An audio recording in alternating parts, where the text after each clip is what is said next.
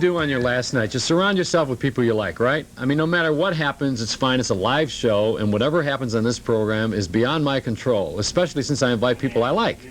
And when you invite friends, you know you're going to get roasted, and you know you're going to get fried, and you know you're going to get a little burnt when you're roasted and fried. So you take your chances.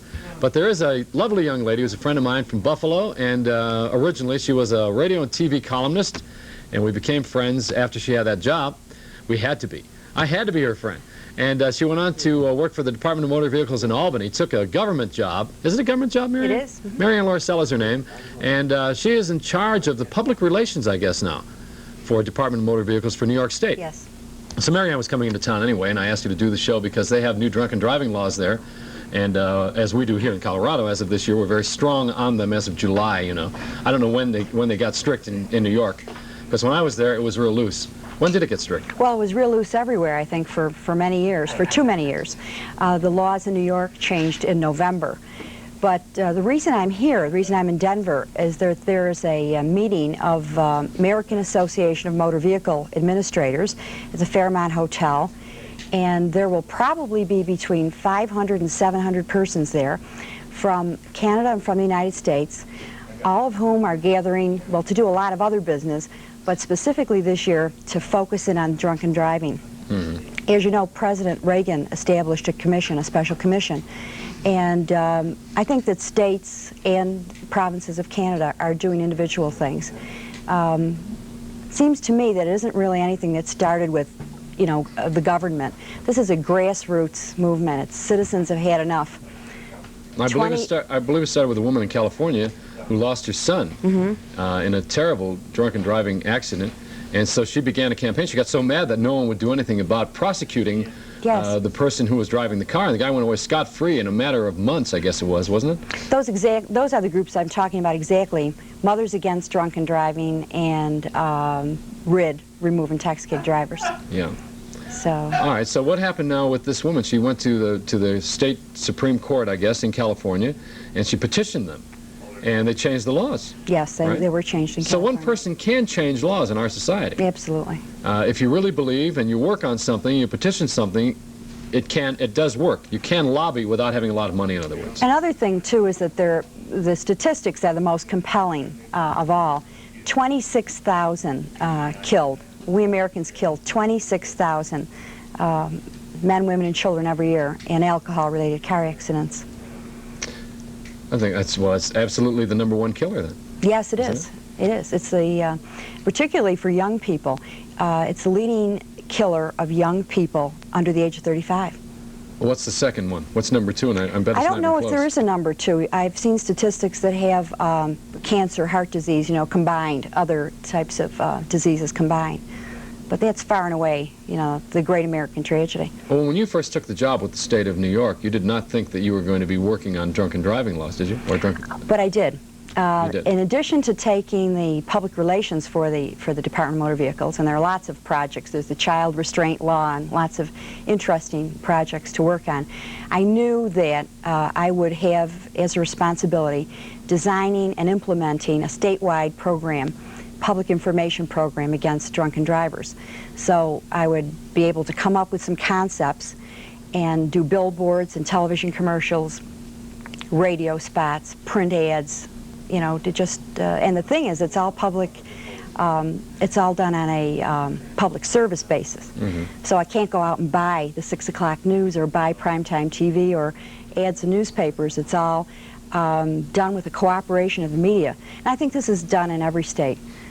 One of the main reasons why we're all getting together in Denver this coming week is to share ideas. Mm-hmm. I might be doing something that's innovative. There might be somebody in Vancouver doing something just as innovative in a different line. So it's an exchange of ideas. Usually the West Coast is much more advanced than the East. I'm surprised that New York got a head start. California is usually #1 with these. I'm sure that they have developed some very good media materials. I'm looking forward to seeing them. I've not seen them. You haven't seen anything from Colorado yet, have you? I haven't, no. Are you familiar with our drunken driving laws here? No, not so much the laws. My area is, we have lots of lawyers on our staff, and they're doing a wonderful job. My area is media, and I came on with, as you know, my background is newspapers, 22 years in newspapers, and particularly the last 3 years as TV radio critic. So I was brought on as the media person on the team. that's what I've been busying myself with. Where do you feel the newspaper industry is going? I think it's very tragic what's happening to the newspaper industry. Costs and our problems with cost of paper going up, and unions and all of these things have contributed to a very shaky economic situation. For instance, even advertising. People who used to go to newspapers, such as supermarkets, are now going to television stations and radio and whatever. I mean, it's multimedia approaches now, no matter what you're marketing. Mm-hmm. So we see very few independent newspapers, many more surviving by becoming part of chains. Does the state have to pay for these ads that we see, like the drunken driving ads, anti-drunken driving? No. You get those free in newspapers? Yes. Yeah, so it's wonderful. That's all donated space then. We're doing it with the cooperation of the media. If we didn't have cooperation from radio and television and newspapers and magazines and the billboard people, the Outdoor Advertising Association, they're just charging us for the paper that we put up. So it's really terrific. We couldn't do it without them. You have some films you brought tonight. Yes, I do.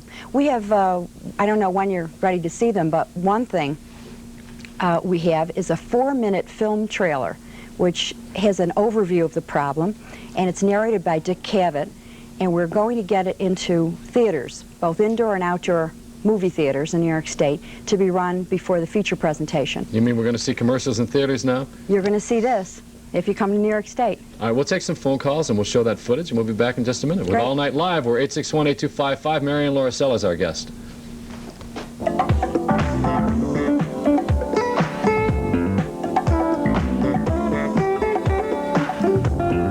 Phone lines are open at area code 303-861-TALK, 861-8255. Join us on All Night Live. It's arrived, Denver, so take a good look. The hottest driving machine you're looking for is now at O'Meara Ford in North Glen. We have a special shipment of hard-to-find GT Mustangs guaranteed to haul your freight faster than the Porsche 924 and Datsun ZX. 0 to 60 in 6.9 seconds. So, Datsun, eat my dust. If you're looking for a sports car, look no more. Denver's largest selection on sale now. Only from the giant O'Meara Ford Center, 104th and I-25. Hi, Bob Martin here for Bobay Appliances, 2568 South Broadway. Your Peter Boyles knows the issues and cares about the people they affect. Peter Boyles, Radio 85, 9 a.m. to noon, Monday through Friday. Peter Boyles knows the issues and cares about the people they affect. Peter Boyles, Radio 85, 9 a.m. to noon, Monday through Friday. The Talk Station.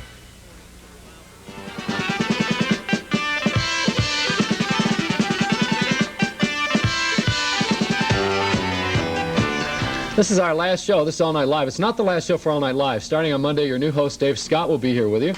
So we want you to give the guy a chance. We want to thank everybody for being with us all of these months. This has been the time of my life being in Denver, and I'm very grateful to have the opportunity to have been on the air here. Our guest this morning is Maryann Lauricello. She's a friend. She's from New York State. She develops the advertising for the New York State campaign. For one of the things that she does is the campaign for drunk driving. And I don't know, there's a lot of things that they do in the Motor Vehicle Bureau, and I'm going to ask her that in a minute. But first, I want to ask you about Sugar Ray Robinson, because we're going to show a commercial that he did. I don't know how you got him. How'd you get him to do the spot? Well, we're very fortunate to get Sugar Ray Leonard, who is... Did I say Sugar Ray Robinson? Yeah, that's Excuse right. me. No, people do that all the time. Actually, after the 7-Up commercials, it would be sugar-free Leonard. We were very much looking forward to choosing a person who would be who is a positive role model for youth, and who would feel it in his heart that he could sincerely and would like to be our spokesperson for this. All right, now he did this for nothing. Absolutely nothing. We went down to his home. He lives in Maryland, and we went to a gym called the Hillcrest Boys Club, and it's a gym that he worked out at when he was a kid, and in fact we shot the spot right in the same ring in which he won his first fight when he was 14 years old. So there was, you know, that too, and people around that area in the boys club just respect him so much. Did you write this commercial? Yeah. Is this the one that won the award?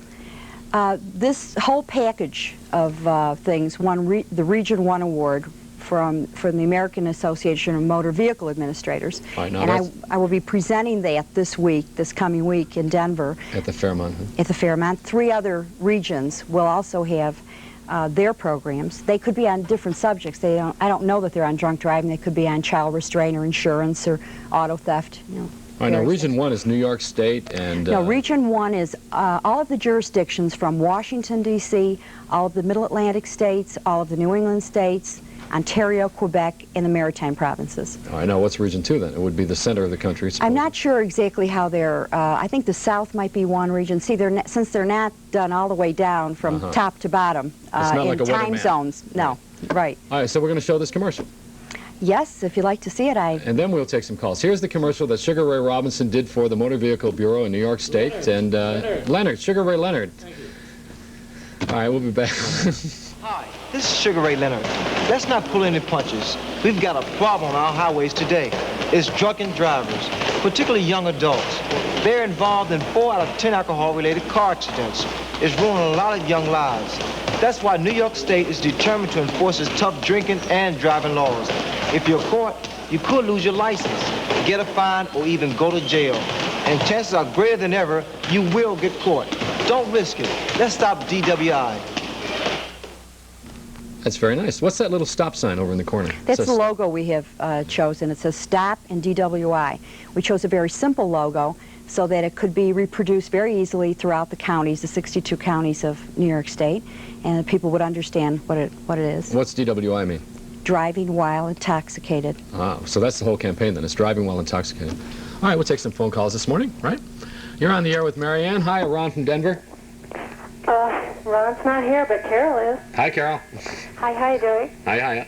I sure would like to tell you that I think you're great, and the station's making a mistake. We sure miss you a lot. Maybe we're opening a can of worms by opening the phone lines is what we're doing. Oh, no. No, thank you very much. I appreciate that. Okay. I have a question, too, for you, lady. Okay. Is the government doing anything to help the program? To help? To help the program. To help the program. Yes, we have some federal funds that can be used to develop the creative part of our campaign. While we can't buy time or space with them, we can use it for development, for production of the TV stuff, for instance, the money to buy the paper to put up the billboards, that kind of money. It's greatly appreciated, of course. So can people contribute to this fund if they want to? You can't give money to the state. No, I think what we really want people to do is to raise their awareness of the problem and change attitudes, and then after that change behavior. We've had, I guess, kind of a lax attitude about social drinking, that it's perfectly okay to have too much to drink and then get behind the wheel of a car. We want people to think about how much alcohol they can handle before they decide to get behind the wheel. Have you had many meetings with the Highway Department, the state police? It's a unified effort in New York State, and I think it is in all states, too. Do they give you a little bit of input, some idea? It's very interesting what the police have told me, and that is that it is estimated that alcohol is involved in 50% of accidents, and they think it's closer to 70 or 75%. I've heard that time and again from state troopers, local police officers, sheriffs. Does this have anything to do with drugs? The DWI campaign, or is it just alcohol is, a drug, and that is what has been able to be identified through the blood alcohol tests and this kind of thing. I think that certainly other drugs would also be a problem of impairment, and we're talking about impairment. One thing we try to stress is that this is not an anti-drinking campaign. This is not prohibition and not a call to return to prohibition. We're just concerned about drinking and driving. From Denver, you're on the air on KOA. Hello. Hiya. Hi. Joey, I have a couple of things I wanted to say. Right. First of all, I'm a former guest on your show, and I'll get to that later. I don't want to clog the discussion on alcohol. Right. I think, I don't know if you saw the McNeil-Lehrer report the other night on Channel 6, but they did a whole half hour on it, and it was very constructive and educational in that they pointed out, at least a few of them, that it's not the law they're going to pass with mandatory sentencing, really, that's going to do it. It's going to take really a whole reordering of the acceptance of drinking to excess I still feel if you're caged up in your house, fine. You know, whatever you want to do, freedom of choice, that's fine. Except I think it is a societal syndrome rather than just an isolated thing. And as long as people make little asides to each other, as I do, and I think a lot of people do during the work day, you know, hey, what are you going to do tonight? You're going to have a lot of fun. Wow. I think that's a common thing, and I think that's the root of a societal problem overall. It's easy for us to read about excess drinking in Poland or Russia, and statistics prove that they do it a lot. I think that what with a lot of the economic hard times being brought on, it's becoming very typically American, and that is at the root of the problem, not whether mandatory sentencing will happen. And I'm not against it or for it. I haven't made up my mind, but I really think it's symptomatic of a whole idea of escape from a giant problem we have in this country, really. I agree with that, so not much more I can say after that. Except, who are you? I am Peter Rodman. I was on your show for the Blue Note, which was a bar, in fact. Hi, Peter. And still is. And I enjoyed it, and I must add this without fawning and embarrassing you, and I won't. I was an interviewer on the radio and television for 8 years, and gave it up realizing that I was no more important than anyone else. I think you have that key ingredient of humility, perhaps not to the extreme that it affected my career, but I want to compliment you on that and wish you the best of luck and say that humanity displayed is the most important thing to share, because the slickos who are going to get on whenever and wherever, and that's not a criticism of your successor or anyone else, it's easy to be perfect. It really, it's a cinch on the air to be slick. It sure is. and you make an effort, I think, to display whatever flaws you have to encourage those out there who share that, and that is communication. Thank you very much. I appreciate that, Peter. Thank you. And I like what he said about, well, you know, he synopsized this whole thing for us about drunken driving. That's exactly what it is. It is a social problem. It has nothing to do with the laws. You could have laws from here to Timbuktu. That's why public information is so important, I think. Public education. Yeah, but nobody really wants to nail drunken drivers. Just want to prevent them from getting on the road. In other words, if you are drunk, you should really take a cab. Are you encouraging people to do that? We're trying to get people to think of alternatives. In some places, there have been roadblocks. And there's one county in western New York, Chautauqua County. And the information that we have from that is that the police are stopping a lot of cars. The driver's sober, and the other passengers may be inebriated. So in other words, they are thinking about the person who gets behind the wheel, that person must be sober. You've got a film with Dick Cavett, which is going to run in the theaters. You've got it in over 100 theaters right now, don't you? Yes, so far, and we haven't even started recruiting the New York City area. All right, we're going to show that on the air here, too, for the first time. Never been shown in this state before, right? It's never been shown anywhere. Never anywhere? Never anywhere. Aha, well, great. Okay, from Lakewood. Hi, Mike, you're on the air. Good evening. My name is Mike, and I did get my first DUI here in Denver just about 6 months ago, and I feel that I got broad justice. DUI is a drunken driving charge. Pardon? You don't call it that in New York State, do you? No, DWI. DWI. Okay, Yeah. but I did get my first DUI in the state of Colorado. I believe the judges are for the state, right?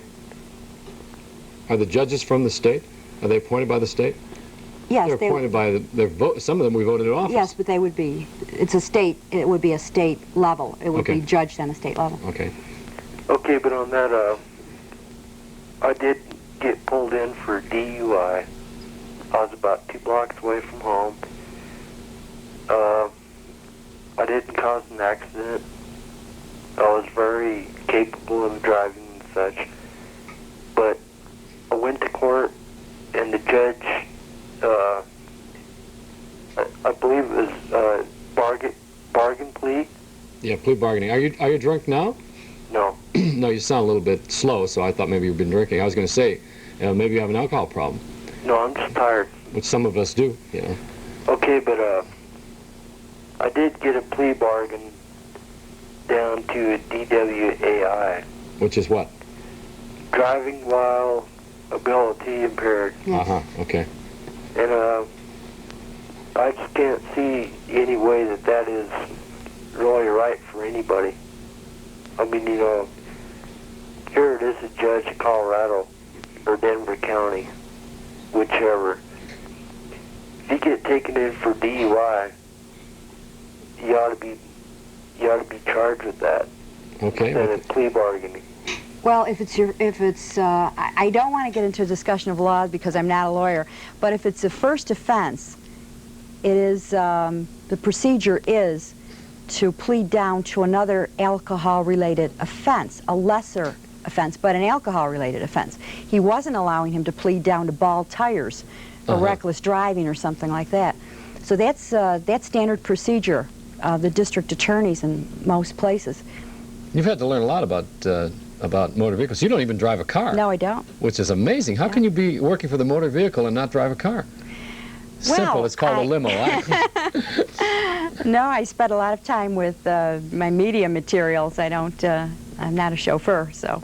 But you would never have a drunken driving charge because Never. you don't drive. No. That's one way to solve the problem, isn't it? Bear Valley, hi, Chuck. Hi, how you doing? Good morning. I was wondering, I came up here from New Orleans, and I was going to ask the lady a few questions if she's ever been down there. And let's see, the laws down there, if you get caught, they have a commercial. You will be handcuffed, you will be frisked, and you will go to jail, you know. They'll take you to jail that day, first offense or not. And I was wondering if she's ever been down there, and if she ever plans on going down there, I wonder if she could teach the people down there how to drive. Well, I've been down there, and they may need some help in driving. They don't need any help in cooking, however, and that's one of the most fantastic restaurant capitals of the world.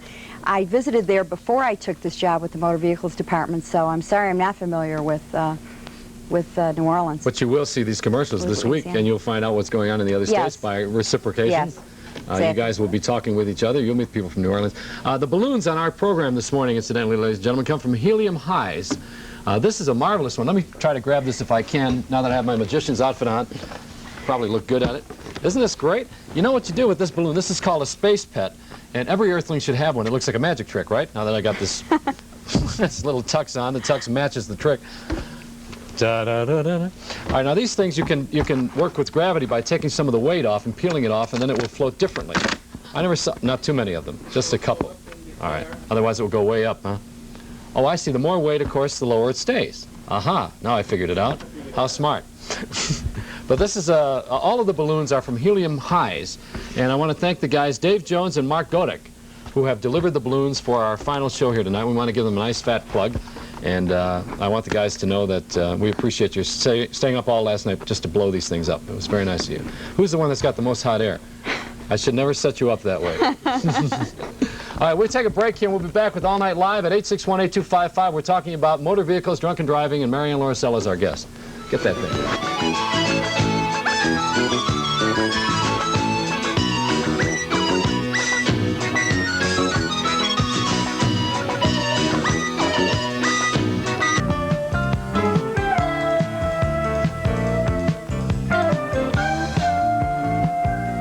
We're going to show you the Dick Cavett film in just a couple of minutes. We'll take some phone calls first. Who we got here on the line from Denver? Hiya. Hi. I wanted to say first, Channel 4 is making a mistake. The first mistake was with Tony Pepper, getting rid of him. And the second mistake is getting rid of you. I don't know who Tony Pepper is. Oh, he was on Channel 4 News a long time ago. Ah.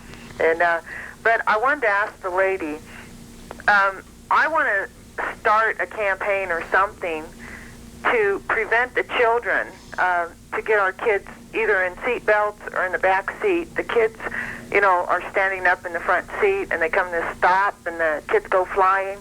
How would I go about getting this started? Because there's some states that if the child's under a certain age, they have to be in the back seat, and the parents do get ticketed for it.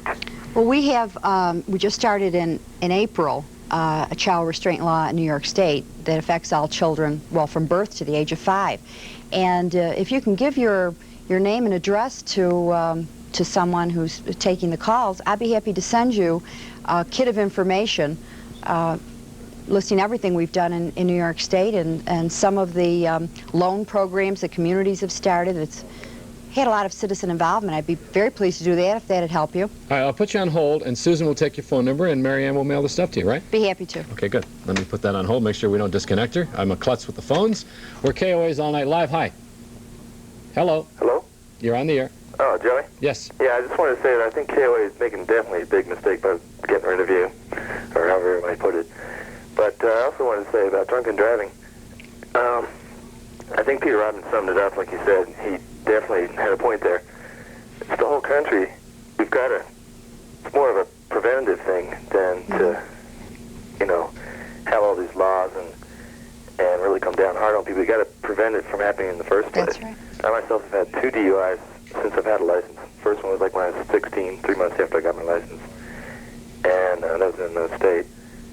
The second was out in New Jersey, which was a different state from where I lived in. And I had one out here, but they plea bargained it down. And I felt really guilty when I got pulled over, you know, and everything. They put you through the whole process of giving you this roadside sobriety test and the alcohol, blood alcohol test on your breath at the police station. And when you finally get to court, the first time I was there for my deposition, I pleaded guilty. I told the judge, you know, I want to plead guilty. They put you in to talk to the DA.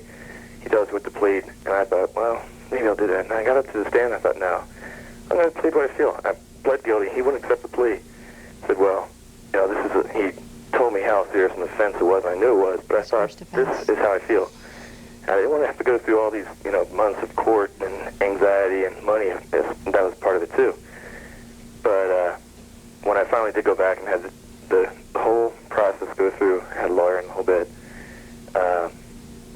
they got a plea bargain down to a lesser offense. It was still, it wasn't even alcohol-related, come to think of it. It was like reckless driving and a weeding charge, which puts my points up to where I was just 1 away from losing my license, but it wasn't alcohol-related. But they work in such a way that, like, the DA will know if I ever get that again. I hope, you know, the guy I never do. How long ago was that? About 1.5 years ago. But they put you through the whole process, and you get, you know, through with it. And you look back and you think, this, you know, this is just, I mean, I really felt guilty for what I did. It wasn't an accident or anything. I was a little bit too intoxicated to be driving. And in Colorado, I think they have 2 steps. It's like DUI, driving under the influence, and DWI, driving while intoxicated. Something like that. One a little bit lesser. But anyway, they got it down to what was not even an alcohol-related offense. I got the laws here for the Yeah, Colorado. they got a little Codaphone thing there. This is that little thing that we've offered in the mail to people on Channel 4, and of course it's still available if you want to write for it. It's the estimated blood alcohol, and what it is a Colorado blood alcohol concentration calculator. So just write calculator, alcohol calculator, KOA Television Denver, and I'm sure we'll be glad to mail it to you as a public service. But it says here that, let me see, instructions. Set the number of drinks to your body weight. A drink is 1 12-ounce can of beer, 1 ounce of 86 proof spirits in a mixed drink, or 3 ounces of wine. Most people don't realize that, Joey, that wine and beer are equal to whiskey. Yeah. We're realizing that on this. I'm just realizing it as I read it. It says, read the estimated percentage of blood alcohol in the window at the hour spent drinking. In the red shaded zone corresponds to the evidence of drinking while ability is impaired. Solid red corresponds to evidence of driving under the influence. A driver may be charged with either offense despite the lack of a blood alcohol test. So even if there is one, you can be charged with it if there's a lack of the test, I mean. For periods of drinking longer than 5 hours, subtract 0.15% for each additional hour. The body eliminates roughly this amount each hour. 0.15% it eliminates each hour, that's all. So 0.02% the body eliminates. Is that what it says? Each hour. Well, that's what we've just done. We've taken the wheel and we've done a chart, and it's 0.02. That's what your liver can. It's surprising how easy it is to get over that limit, and a lot of people don't realize it. You know, I see a lot of friends leave parties and just like, hey, you know, don't drive now. And, you know, you tell them to call a cab or take a bus or something, and it's just like, no, I'm fine. Because they've done it before. And so far, you know, the law of averages is going to catch up with them sooner or later. But so far, they've made it where they haven't killed themselves or anybody else. Yeah. But it's very easy to go over that legal limit. Yes, it is. And, you know, anyway, I don't want to take up too much of your time. Thanks a lot, Joey. Yeah, thanks a lot. I appreciate you calling her. Here's Charisse from Aurora. I really like that name. That's a great name. Thank you. First of all, Joey, I really think they're doing you dirty. I mean, you're the best Channel 4 has got by me. Well, all good things must come to an end. I don't feel that way. I feel like it's a growth period. I've been very happy here. Oh, that's good. You know, whatever happens, life goes on. People always leave jobs. It's just that I felt that I was leaving in the middle of one. Yeah. If I have any regrets at all, I feel like the paper has really never understood me. I don't think they understand what we're doing here. I don't think the papers ever watched the show. I think they don't like it, so they didn't watch it in the early days. I don't have a, I'm not angry at anybody, but I think that both newspaper television critics, and I mean Dusty Saunders and Clark Seacrest, who was very good, incidentally, he's a very good critic, I think that they never understood what was going on here. That there are a lot of people who watch the show and like it simple. At least that's my feeling from where I sit, and of course it's hard to be objective because I'm the subject, but we have been communicating here with service to the community, and I think they're trying to see something out of the show that doesn't exist. Maybe they will achieve that with this show later, but I never thought that when I came here that we were going to have one of these real terrific, slick Hollywood productions. And ironically, that's what they accuse me of being, especially Dusty Saunders accused me of being very Hollywood. And I don't think I'm Hollywood at all. I think I'm very local. In Hollywood, they refer to me as being very Denver. You do a lot of things for Denver. I mean, you have a lot of people from around Denver and that are associated with, I mean, you do a lot for Colorado. And I think that they're really making a mistake. And, well, I had two babies that keep me up late at night. And if it weren't for you, I think I would lose my patience with them completely. Well, thank you. I appreciate the nice words. It's nice to hear that. You know that. Who doesn't like what hearing I'd like to ask a guest is it true that Colorado has the strictest laws for drunken driving? You don't know that, do you? No, I'm sorry, I don't. Oh, okay, because I was wondering if that was true, if it was because Colorado had the highest rate of drunken driving. Does it? Do you know what state has the highest rate? I don't. I'm sorry. All right. So this is one of those tricky borderline questions, right? I really don't know. I know that in terms of laws being changed, that states, you know, all states or many states are changing laws and changing penalties, you know, just at about the same time during this year and the later part of last year. But I'm sorry, I don't know exactly Colorado. I'll know before I leave, though, this week. And I sure love the name Charisse. Kenny from Denver, you're on KOA. Yeah, hello. Hi, Kenny. Yeah, Joey, do you remember when you had somebody on there for subliminal advertising? Yes. And I was kind of wondering, since, you know, most of the commercials you see for drinking and driving are focused on being a deterrent, if this would be applicable for this kind of situation, if your guest there would think that that might be able to work. Well, let me explain to Maryann. We had a fellow who's a reverend, and he accuses the industry, the advertising industry, of using subliminal methods. For instance, he brought in some magazine ads, some print ads, for the U.S. Army, and there was a fellow who was flexing his arm, and on his arm, or on his forehead, he was manning a gun, and on his forehead was written sex. Very subtle. And also, he showed us some examples where they were selling something other than what the obvious was. And that's the subliminal advertising approach. Now, do you think it would be fair and legal and good, or any of these things to use this? It's a very interesting suggestion. I've not considered it. It may work. So far, I've been just as direct as I possibly can be in developing the materials. I haven't taken kind of, you know, a Madison Avenue approach to it. But it's an interesting thought. It's a thought. Yeah, we get a lot of interesting questions on the show because people think. Yes. Laverne from Denver, you're on the air on KOA. Good morning. Yeah, hi, Joey. Hi. Sorry about you leaving. Thank you. I was watching all the time. Anyway, talking about drunk driving, this happened to me a long time ago, and we had a Christmas party, okay? And I was working nightclubs. And it was... I had too much to drink. I was only about 21, 22. I didn't realize what was happening, and I got in my car. I hit a squad car in front of a police station. This was back in Chicago, and I went to court, and my boss said, talk to this person, I won't say his name, and I got off scot-free. I think it's terrible. I walked out of there, I looked at the Chicago River, and I said, I feel dirtier than that. And this is, I think it's a judicial thing.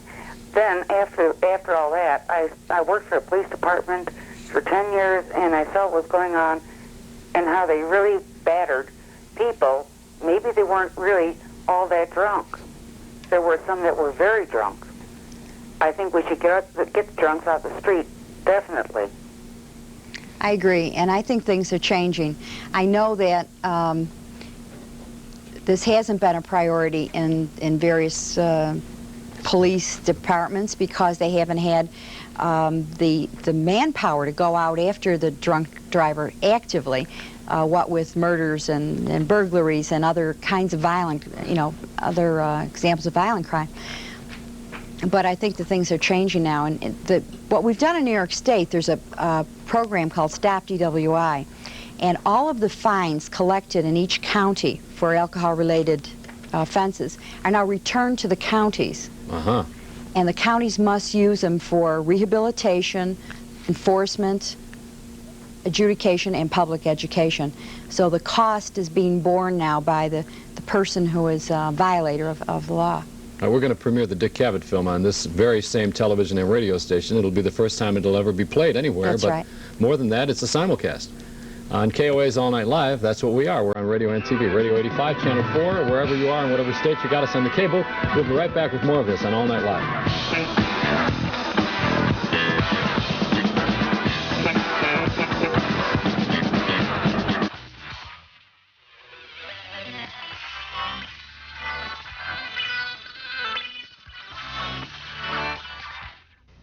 For a unique and refreshing experience, come to the original sauna and hot tub facility, Grand Central Sauna and Hot Tub Company at 845 Lincoln. Soak your tensions away with soothing hydro jets.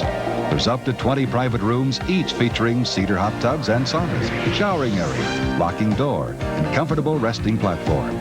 Grand Central has moderate hourly rates and no membership fees for singles, couples, and families. Our gift certificates will get your friends into hot water.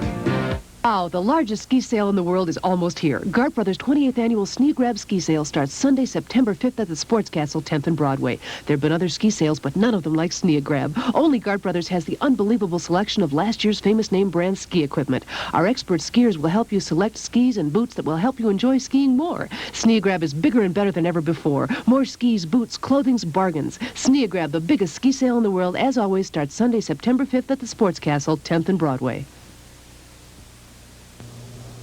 Hi, Bob Martin here for Beaubay Appliances, 2568 South Broadway, your Whirlpool dealer for over 25 years. It's Beaubay Appliances for your next Whirlpool refrigerator, electric range, washer, dryer, dishwasher, and microwave oven. Even the new Counter Saver microwave oven that installs over your range. Beaubay Appliances, 2568 South Broadway. Beaubay's will not knowingly be undersold. That's Beaubay's for Whirlpool Appliances. The 82 Surma Sellathon is on now at Broadway AMC Jeep Renault. Everything reduced for final clearance. This 82 Spirit, $2,000 off. This 82 Concord Wagon, $2,500 off. Eagle SX4s up to $3,200 off. And this Eagle Wagon, $3,500 off. Plus free 6-year, 62,000-mile vehicle service contract with the purchase of any 82 in stock. Local, out-of-town, out-of-state financing available. And it's all at Broadway AMC Jeep Renault, 5600 South Broadway, Littleton.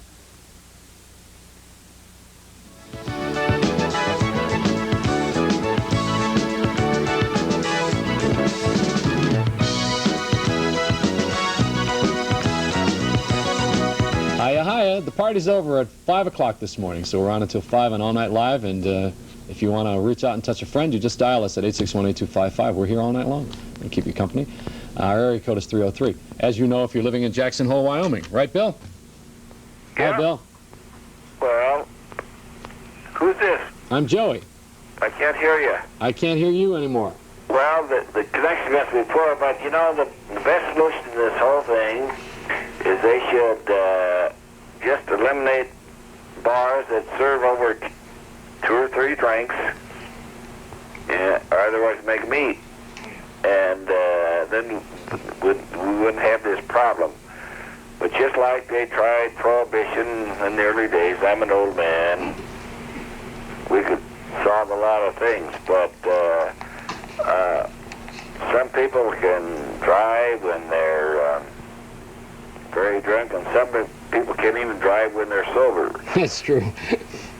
But you know, Bill, you don't want to make you don't want to make a bartender a cop, because if a bartender has to sit there and count drinks, you're making him a policeman. That's not his function. Well, I think they have enough responsibility. I don't know about in Wyoming, but here in Colorado, they have a responsibility. If a guy's inebriated, he can't be served anymore. I've been there all my life. Yeah. And I know pretty well what's going on. I'm an old man. How old are you? 67. That ain't old anymore. Oh, wait till you get to 67, you'll see how old you are. No, but everybody tries to solve these things, but it's just like Prohibition didn't work, you know, from 1918 to 1932, 1990. And all we have to do is, what does it take to get this here drunken thing 1 point of alcoholism? And we have to do it. That's the only way you're going to do it. Well, Maryann here, for instance, just said a little while ago that the object of this drunken driving law is not to bring back prohibition or to discourage people from even drinking. It's merely an effort to keep them off the road when they are drunk, so they do not injure anybody else. And the best way we can do that is to probably make people aware of the fact that when we are drunk, our driving is impaired. We do not realize it. We think we are in good shape when we are not. Our judgment is bad, so we should have that in our subconscious as well. And therefore, we will make an extra concerted effort to say, hey, to ourselves, I'm drunk, I need help, I need to get off the road, I need to not be on the road, I need to be driven home, and make a phone call or take a cab or just sit and wait it out, or maybe go have some coffee by walking somewhere, so that we do not kill innocent people. I think that's the only effort that we're talking about here. You're not talking about changing people's drinking habits. No. That's a whole other ballgame. Their drinking and driving habits. Yeah. Yeah. And, you know, I've said this often on the show, that drinking and driving do not mix. Oh, they mix all right, they just don't taste good. We got a call from Boulder. Hi, Eric, you're on the air. Oh, yes. Good evening, Joe. I'm the one to say I'm a visitor from California. I've been watching you all week because my mom loves to stay up and watch you, and I guess she's going to be crushed to hear about you're losing your job. I didn't hear exactly what the circumstances were, but the little I've seen of you, I was just telling her yesterday, as a matter of fact, that you were rough around all the edges, and I meant that as a real strong compliment because you're not slick, and I think you're great. I'm real sorry you're losing your job. Well, thank you. You know, we refer to this as not losing my job, Eric. That sounds very shabby. I've been bounced.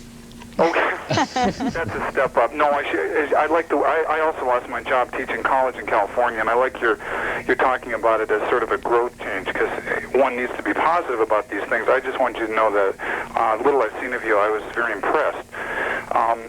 You live in a state where the drunken driving laws have changed too. Yes, I wanted to call and comment on that in California, and I've been feeling very strongly for the last 3 or 4 years about this, and was real delighted to see on January 1st the law changed. Someone was asking if Colorado had the most severe law, and I don't know if California is or not, but I feel it is. I was wishing I could quote you the exact law, but basically if you're convicted of a first offense, you either go to jail or automatically lose your license. There is no other alternative. There is no suspended sentence, no probation, nothing. You either lose your driver's license or you go to jail. And that's only on first offense. It gets more severe afterwards. So I think that's a start in the right direction. And I wanted to make one other comment. The change in that law was not just some lawmakers deciding that there needed to be a change. It was the result of direct social pressure. And I wanted to mention one woman in particular, perhaps your guest has heard of, and that's Candy Leitner, the woman who started MAD, Mothers Against Drunk Drivers. Now, she's from Sacramento and lost her 13-year-old to a drunk driver one night, and it was his 3rd drunk driving offense in a year. And he just drove right off the road and killed her daughter one night. And she, out of her own grief and her own story, started this organization, which is now going all over the country. And I would say that that kind of grassroots effort is what's changing the law rather than the law changing from above. And that's why these kinds of law changes are effective. Thank you, Eric, for sharing that with us, and I appreciate the information because I didn't have all my facts. It's time for the news now, and we'll be back with more of Maryann Lauricello talking about motor vehicles, talking about drunken driving, the Dick Cavett film, on KOA's All Night Live. Rick Barber is next. Our phone is 861-8255. We're proud to add Zenith to our growing list of famous brands here at American Furniture Warehouse. We're giving an exclusive 5-year picture tube warranty on all Zenith color TVs. Right now you can buy a 9 or 12-inch Zenith AC/DC battery-operated portable for only $99, or a super value 19-inch Zenith TV for only $99, or this new giant 45-inch widescreen with time and channel indicator, big speaker sound, and remote control is only $25.95. American Furniture Warehouse brings to you. He's Herb Brown. And he's Woody Page. He's here. So is he. Tell you all about American Awning and Patio and all the great things they have in store for you. Patios, awnings, storm doors and windows, even patio furniture and solar rooms. This is the summer of sales at American Awning and Patio. Hey, Woody, even you can afford to improve your home. This weekend only, save 20% or more on patios, awnings, and patio enclosures. It's the sale of the summer. American Awning and Patio. Visit our showroom this weekend. George Caldwell on Colorado's News Channel, Channel 4.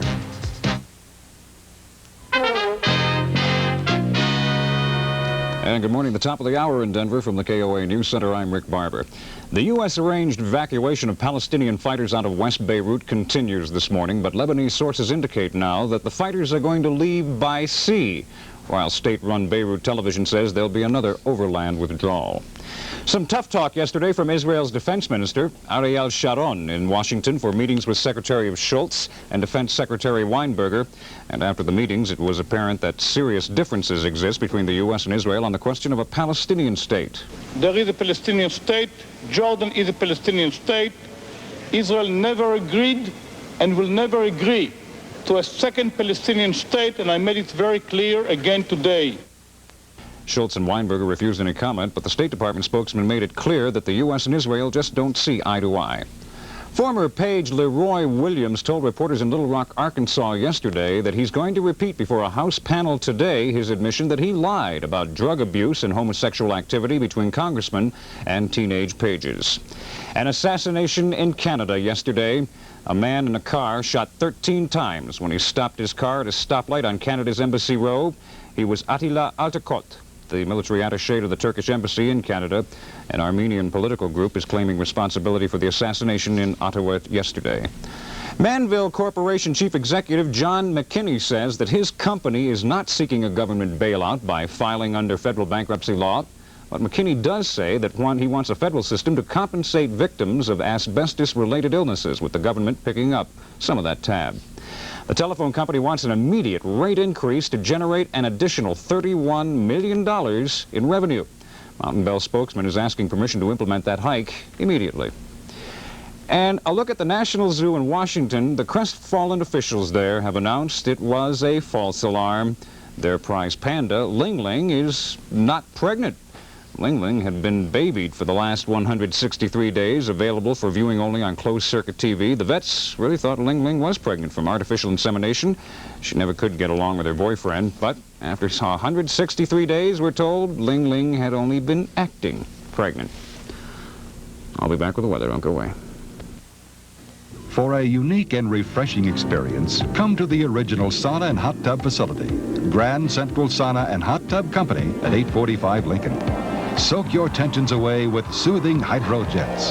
There's up to 20 private rooms, each featuring cedar hot tubs and saunas, showering area, locking door, and comfortable resting platform. Grand Central has moderate hourly rates and no membership fees for singles, couples, and families. Our gift certificates will get your friends into hot water. Oh, the largest ski sale in the world is almost here. Gart Brothers' 28th annual Sneak Grab ski sale starts Sunday, September 5th at the Sports Castle, 10th and Broadway. There have been other ski sales, but none of them like Sneak Grab. Only Gart Brothers has the unbelievable selection of last year's famous name brand ski equipment. Our expert skiers will help you select skis and boots that will help you enjoy skiing more. Sneak Grab is bigger and better than ever before. More skis, boots, clothing's bargains. Sneak Grab, the biggest ski sale in the world, as always, starts Sunday, September 5th at the Sports Castle, 10th and Broadway.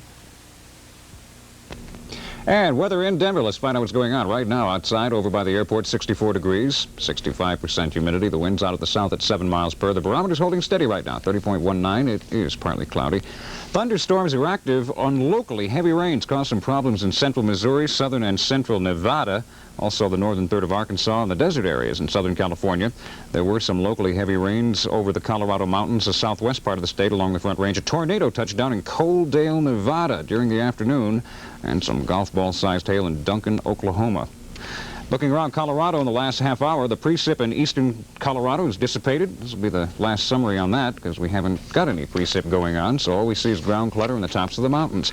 The weather forecast for the Denver area this morning, decreasing clouds with a low around the mid-50s. Later on this afternoon, partly cloudy and warmer with isolated afternoon thunder showers, 85 to 90 degrees. Tonight, clear to partly cloudy, a low around 50, and then into Sunday. Heading into next week, clear to partly cloudy and warm, 85 degrees. Monday and Tuesday, fair mornings, partly cloudy in the afternoons. Chance of rain, highs around about 85 degrees. And that's news and weather at the top of the hour. Stick around, more All Night Live. Joey Reynolds.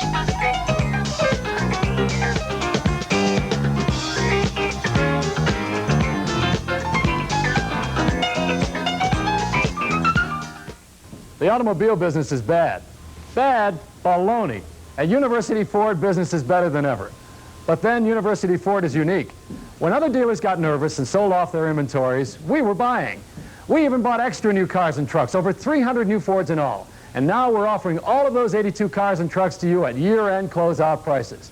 Now, business may be bad elsewhere, but at University Ford, business is booming because we're unique with you in mind. University Ford at 38th and Wadsworth, Wheat Ridge. Hi, Bob Martin here for Beauvais Appliances, 2568 South Broadway, your Hot Point dealer for over 25 years. It's Beauvais Appliances for your next Hot Point refrigerator, electric range, washer, dryer, dishwasher, and microwave oven.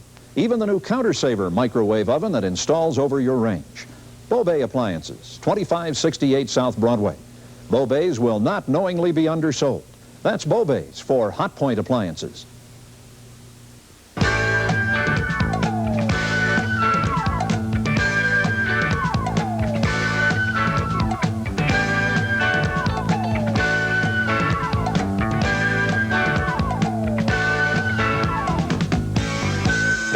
Once again, it's All Night Live on KOA. Let's talk with Joey Reynolds. 861-8255 in case you're interested in our phone number sometime during this broadcast between now and 5 o'clock in the morning. It's our Saturday morning soiree for All Night Live. It's our swan song is what it is. And we're going to have some great entertainment this morning. We have some people here who are not, they're great people, and they entertain. So that's my idea of great entertainment. We have a local housewife named Joanne Gray who has been on our program before. She called me once. She called me a number of times. I asked her to come down and play the piano for us and sing, and she did, and she's terrific. Sounds just as good as my favorite jazz singers like June Christie and Rosemary Clooney, you know, from that era. She's going to play for us, sing this morning, and Ramon Romero, who is our cameraman, one of our cameramen. He's the guy that you probably hear making noise all of the time in the background because he sings opera. While we're talking about serious subjects like the PLO, he's doing some opera song to get his mind off the news. Well, we decided to put him on camera this morning, so we're going to have him sing. And then we're going to have Bill Lamb, who's an astrologer, and another astrologer to get a second opinion. And we'll put one against the other this morning on All Night Live. And Maryann Lauricello is our guest right now. She's with the Department of Motor Vehicles New York State style. And she has entered into the regional contest, or rather the national contest. She's a regional winner with a film about drunken driving. Actually, a series of films. It's the whole campaign, isn't it? It's the whole campaign. It's everything that you've done? Television, radio, billboards. All right, so the Sugar Ray Leonard stuff, which we saw earlier, is part of the winning. Yes. As well as the Dick Cavett film? All right, Dick Cavett's film. Now, tell us a little bit about this. This is a documentary. This was edited. We edited out 4 minutes from a 1-hour documentary called Until I Get Caught, and it was produced at Cornell University. And I think the 4 minutes that we've chosen starts with a personal testimony, and then Dick Cavett gives the overview and of the problem in the United States, and then winds it up very nicely. It's not gory. I mean, it isn't. There aren't accident scenes in it or anything. I think it's just a very direct, straightforward way of presenting the message. Do you think it would be better if we had accident scenes in our films? I always think that when I watch television, sometimes we live in such an unreal society. We watch news and it's so cosmetic. There's really no violence on the news as there is in reality. And if we were to see people mangled, as happens with auto accidents because of drunken driving, perhaps we would take heed. Well, I don't know if you, I can see your point, but putting that on the public airwaves where, you know, you wouldn't have control as to who was seeing it. It would not always be adults seeing it. You know, I would shy away from that. It's a little, you don't like the gore. I know that they've done that in drinking driver programs, rehabilitation programs, and I think that perhaps that is the place for them, but I personally would try to present the message in another way. All right, can we roll that film now? Sure. All right, this is Dick Cavett and the award-winning New York State campaign for the Motor Vehicle Anti-Drunk Driving Campaign. My son was in the back seat of a car. My brother-in-law was driving, and a drunk driver came around a curve, a 25-mile-an-hour curve, going about 70 miles an hour, and he hit them head-on. My brother-in-law and nephew died 3 hours later, and my son died 6 weeks after the accident, and we buried him on his 5th birthday.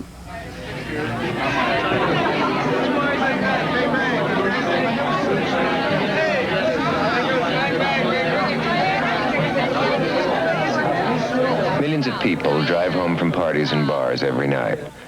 We drink, and then we drive, and we rarely give it a second thought. It's just part of the way we live in America, but it's a part for which we pay a price.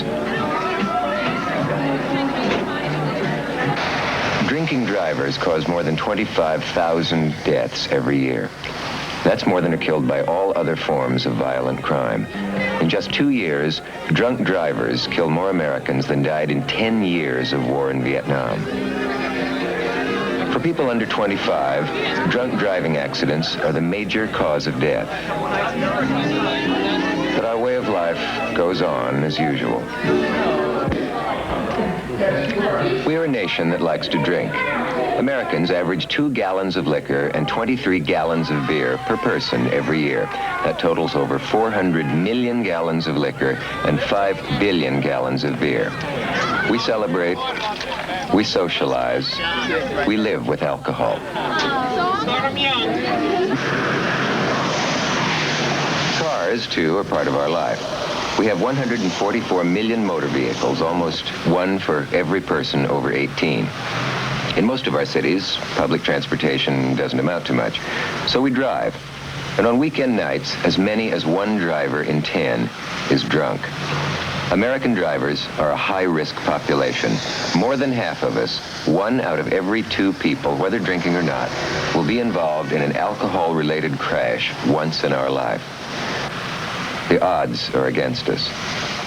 I think something that everyone always says to themselves, they never think about, is they see an accident like this, or they figure this can never happen to me, whether you be out in a car driving around drunk, or you're the victim that ends up getting killed or badly injured. You always figure this can never happen to me, but I can sit here and say that it does, and it can happen to anyone.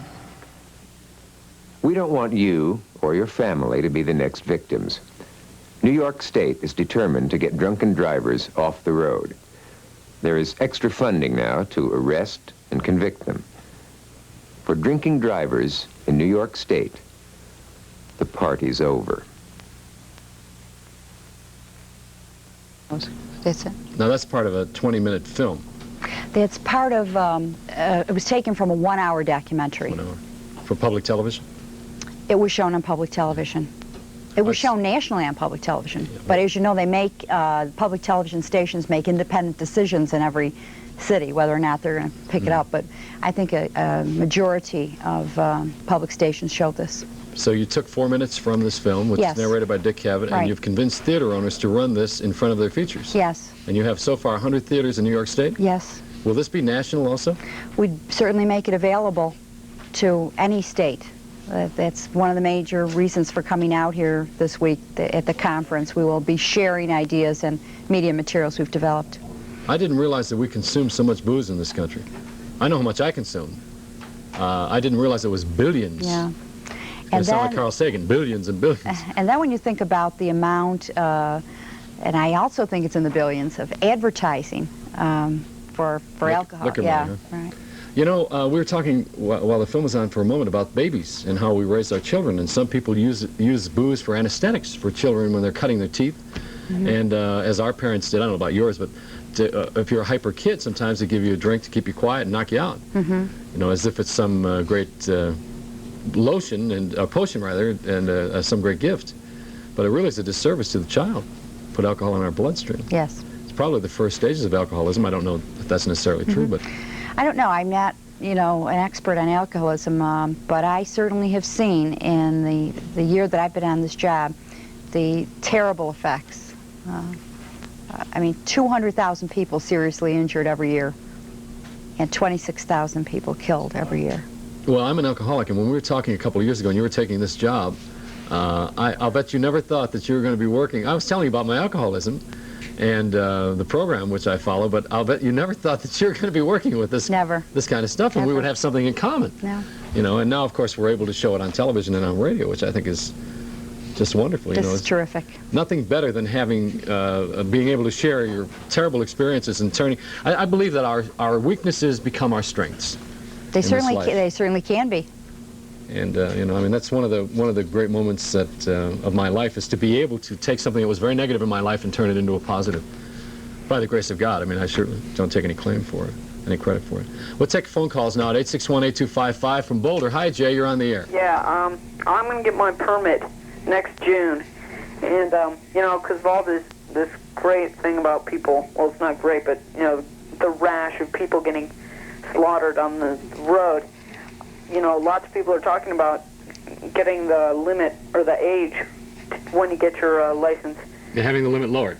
Yeah, having like 21 or 18, and I've heard that lots of states already have that. And I was just wondering if your committee or whatever has considered this in Colorado. I don't know what's happening in Colorado. What I have seen, more than having the age of a person applying for a permit, have that age level raised, having the drinking age raised, that seems to be going on currently in several states. Excuse me.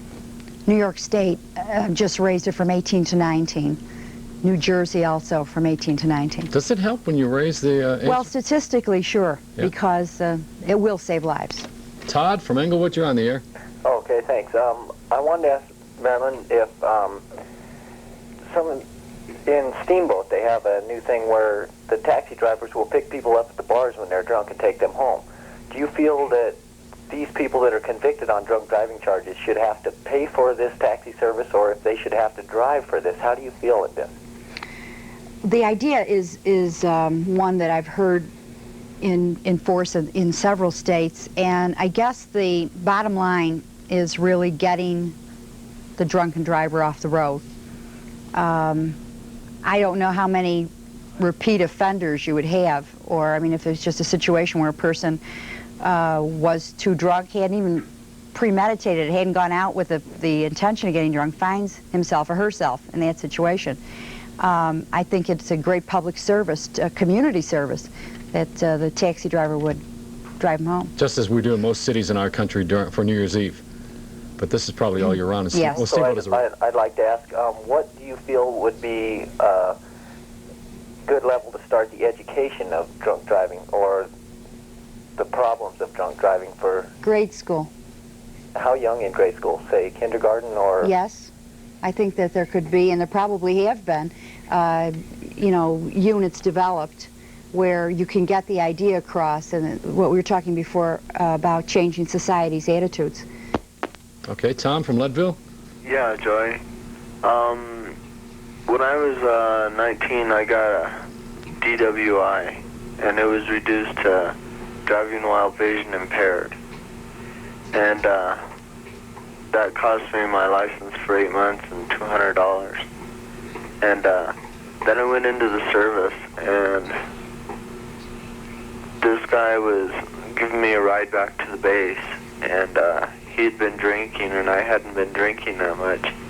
and we rolled a Jeep, and I broke my neck and my back. Oh. And the driver, all he had was a concussion for 2 weeks. And in Arizona, that's where I was stationed, the drinking age is only 19. And I think all states should be raised to at least 21.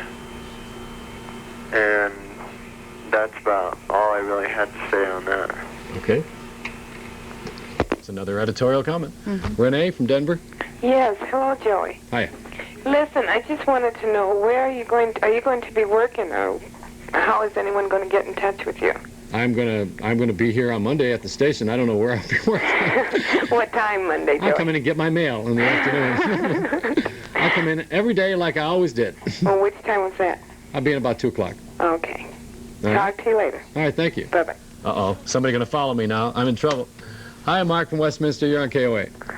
Yeah, Joey. You know, I'm not that avid of a watcher on your show, but by the same token, I'm sorry to hear that you're in a basically kind of getting substituted out, or getting canceled out, or whatever the case can be. I don't know if you've already got something lined up in the way of another job, but I've been out of work for about the past 6 months, so I don't wish that on anybody.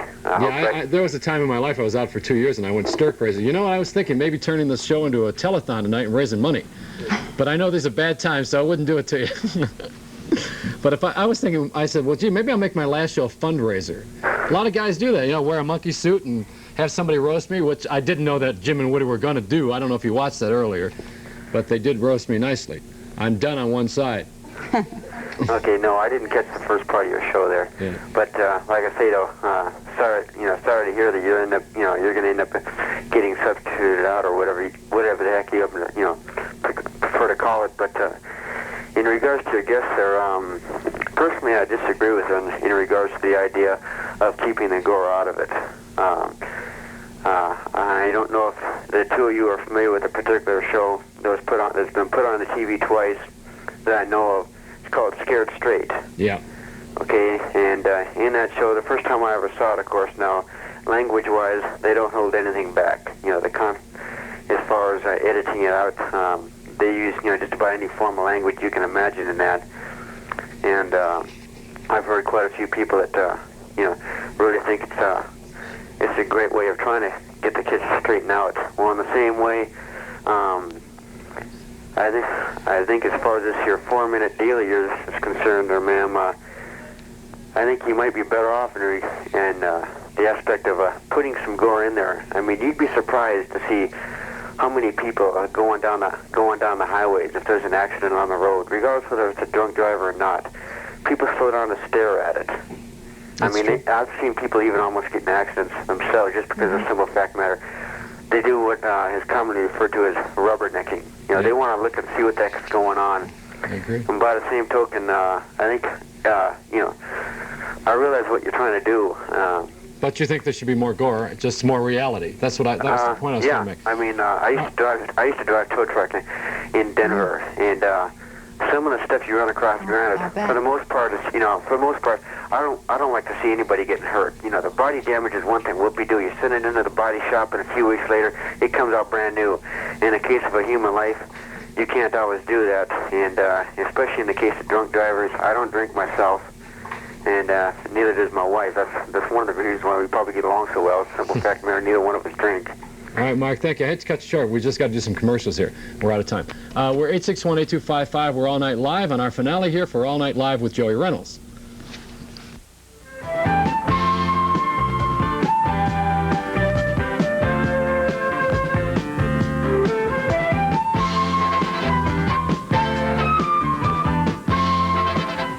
Stop what you're doing, Denver, and take a look at these. I'm Bonnie for O'Mara Ford, and we've got the van you're looking for, featuring the Colorado Freedom Van for only $89.95. With carpeting, paneling, bay windows, speakers, sport bucket seats, and special paint. Over 100 available to choose from. Denver's best selection and all priced to sell now. So you want to buy a van? Well, O'Mara sells vans. Only from the giant O'Mara Ford Center, 104th and I-25.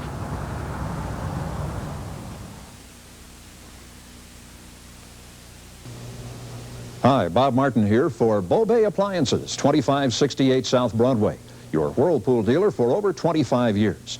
It's Beauvais Appliances for your next Whirlpool refrigerator, electric range, washer, dryer, dishwasher, and microwave oven. Even the new Counter Saver microwave oven that installs over your range. Beauvais Appliances, 2568 South Broadway. Beauvais will not knowingly be undersold. That's Beauvais for Whirlpool Appliances. I just don't know if now is the right time to buy a waterbed. That same question was on our minds here at Sun Valley Waterbeds until we went to our leading manufacturers and found some phenomenal bargains. So we bought, and the savings were incredible. And now this savings can be yours because this week you'll find unbelievable values on many of our most popular beds. They're exclusive at Sun Valley, and each bed comes complete with the highest quality components in king or queen sizes. Now is the time to buy at Sun Valley Waterbeds. Turn on Q103, the Doobie Brothers, Crosby, Stills, and Nash, and there's so much time. The Eagles, Rick Springfield,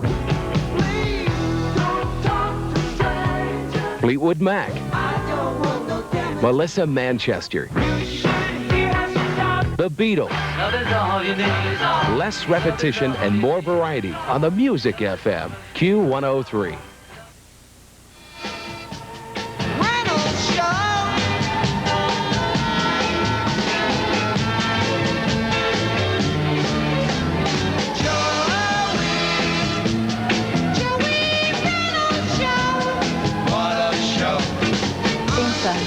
Next time I do a show, it's going to be called the Joey Reynolds Show. It's not going to be called All Night Anything.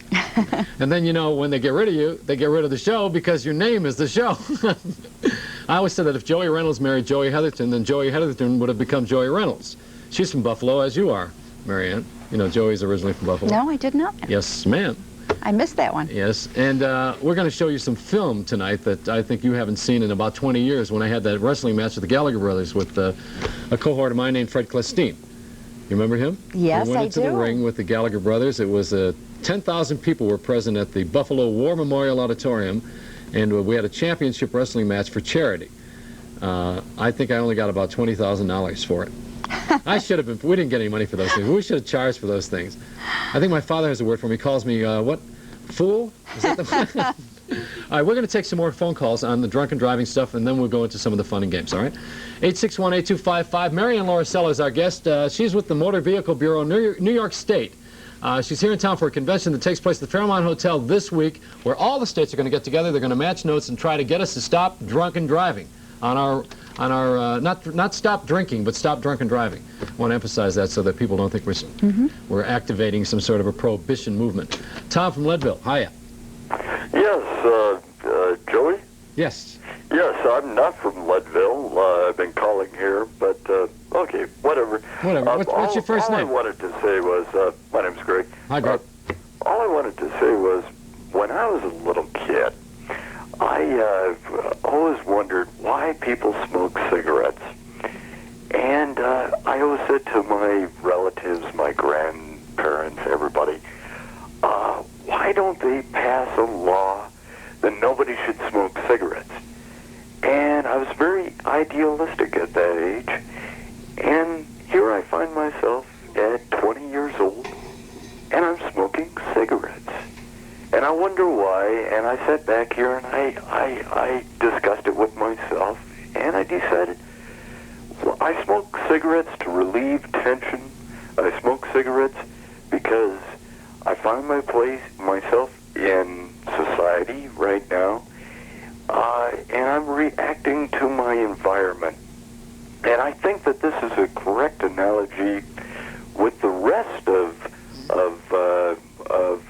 drinking problems across the United States, everywhere, that we drink to a reaction to our society, to our environment. I don't know. Do you have any comments to that? Tom, where do you think you first got the idea that smoking would alleviate some of the pressure that you have in your life? Do you attribute any of this to advertising? No, I don't. Well, I think you should examine that. And even though there is not advertising for cigarettes on television today, there was a few years ago, up until a few years ago, we're still influenced by billboards and by our movies, of course, and television, where it's very, you know, you take a commanding lead when you smoke. Well, let me show you something, the reverse of what I'm talking about. And I happen to have this in the drawer here because it's one of my favorites, because we had a minister on the show one morning, a fundamentalist, and we thought we should do the reverse of what the cigarette companies do. You know how they put out a big cigarette pack, and then there's in the corner a little warning? Well, we thought that we would do just the opposite of that. We thought we would put out a little cigarette pack and a big warning. And this maybe will change your mind a little bit about how important it is to not smoke. Now, maybe you did not smoke when you were 10, 12, 15, 16, and you were idealistic in those days, and you felt no one else should smoke, and it is cruel to impose your wishes on another person in a democratic society. That's true. But now that you're 20 years old and you do smoke and you realize the dangers of it to your health, I hope you do anyway. It's on all the cigarette packs. It does remind you of it. And you know that people are dropping like flies around you and like dead rats, because smoking is really no good for you, and the cigarette companies get richer and you don't get any better. Maybe by 30 you won't smoke at all. And I know that for a fact that people are getting killed on the highways because we are getting in our cars, we're loaded, and we think we're in good shape when we're not. So what we do is, when we think we're all right, we get behind the wheel and we use what is a tool as a weapon. And that's what comes from advertising also. Not only advertising, but it's the power of suggestion. And it's images and symbols. We are guided in our society by images and symbols. And I pass them on to you, you pass them on to me. We do it via television, via radio, person to person, word of mouth, which is the best way to do it. And, you know, someone telling you, for instance, hey, a Merit cigarette's the best thing going, you know. It's whatever we do to each other, but we do it through images and symbols that determines where we are going with our poisons. And no one is suggesting that people who do not have a drinking problem or are not alcoholics should stop their drinking. All we are saying is that if you are drunk, don't use a car. Is that reasonable to you? Very. All right, that's all we're saying. But hold on. All right, well, we want to go on to the next call, but go ahead, make your point in 30 seconds. Okay. The problem, in my mind, is a societal problem. It is not anything else. It's a problem that has to be fixed with the societal, with the society in an overall systematic perspective. Nothing else. It can't be fixed any other way. It doesn't happen when you're very young. You've got to fix the entire society.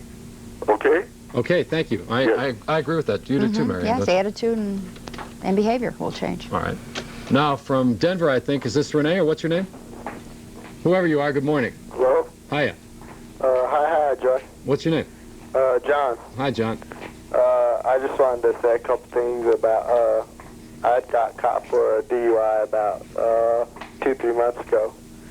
And I'm originally from Wisconsin, and my sister was killed about 2 weeks ago, hit and killed by a drunk driver. And I'm totally against drunk driving. After that, I won't even get in a car while I'm drunk. You know, it's ridiculous. When it happens to your family, it's another thing. Someone you know or your family, you realize what's happening around there. You know what I mean? Yeah, I understand. I think that sometimes we don't have an appreciation for cancer until it's in our own home. You know, because cancer just becomes another word. And when it happens to our relatives, our family, immediate family, then all of a sudden we realize the gravity of it. Or any accident, or any disease. Sometimes it has to be in the home to strike home. That's unfortunate. But that's why we're talking about it. This is the awareness. This is the little seed that we plant in people's minds, so that we might learn from each other some of the things that are destroying our society, the very fiber of our society. It's more than just a morality. We haven't even gotten into the moral issue of it. We're just talking right now about the end result, the mechanical part of it. I'm sorry, I cut you real fast there. Dave from Denver, or Dane from Denver? Yeah. Hi, you're on the air.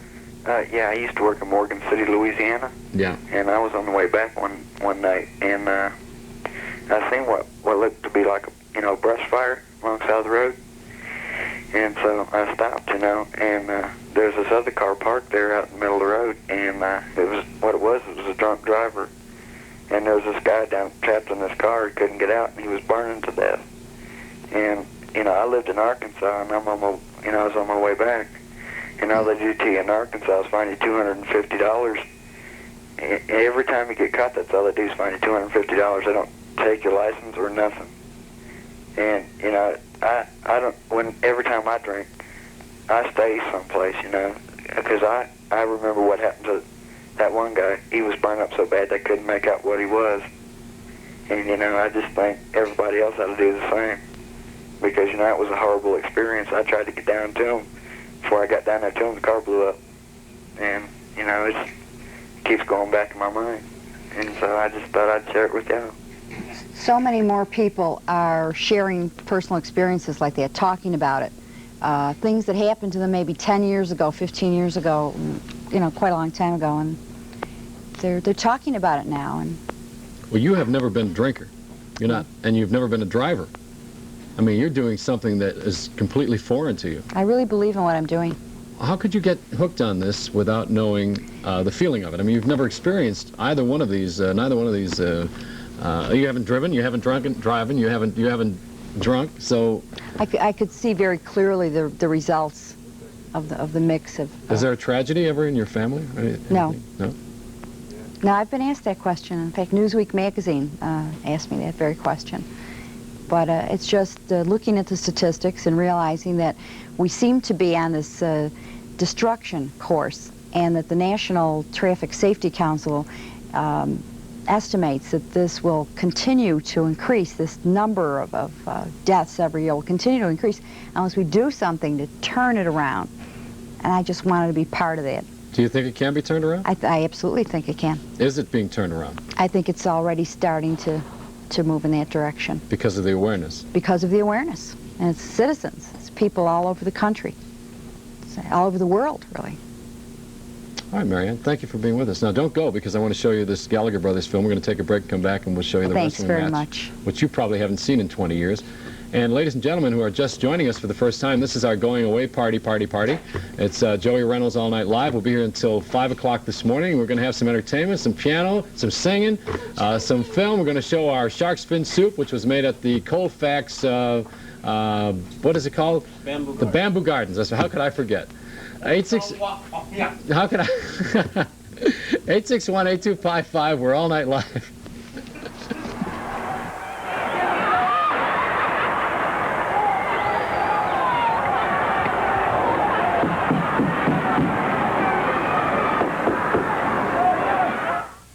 The automobile business is bad. Bad? Baloney. At University Ford, business is better than ever. But then University Ford is unique. When other dealers got nervous and sold off their inventories, we were buying. We even bought extra new cars and trucks, over 300 new Fords in all. And now we're offering all of those 82 cars and trucks to you at year-end closeout prices. Now, business may be bad elsewhere, but at University Ford, business is booming. Because we're unique, with you in mind. University Ford at 38th and Wadsworth, Wheat Ridge. For a unique and refreshing experience, come to the original sauna and hot tub facility. Grand Central Sauna and Hot Tub Company at 845 Lincoln. Soak your tensions away with soothing hydrojets. There's up to 20 private rooms, each featuring cedar hot tubs and saunas, showering area, locking door, and comfortable resting platform. Grand Central has moderate hourly rates and no membership fees for singles, couples, and families. Our gift certificates will get your friends into hot water. He's Irv Brown. And he's Woody Page. He's here. So is he. Tell you all about American Awning and Patio and all the great things they have in store for you. Patios, awnings, storm doors and windows, even patio furniture and solar rooms. This is the summer of sales at American Awning and Patio. Hey, Woody, even you can afford to improve your home. This weekend only, save 20% or more on patios, awnings, and patio enclosures. It's the sale of the summer. American Awning and Patio. Visit our showroom this weekend. We'll make it worth the trip. When you shop at Sun Valley Waterbeds, you'll always find beautiful quality waterbeds, like this solid oak handcrafted bed that sells for almost $3,000. But the best thing about Sun Valley Waterbeds is that you'll get the same great night's sleep with this complete waterbed for only $179.95, with no compromise in quality. You see, at Sun Valley, we have a huge selection of quality waterbeds in a style and price to fit every budget. Come on in and let us prove it to you. Sun Valley Waterbed.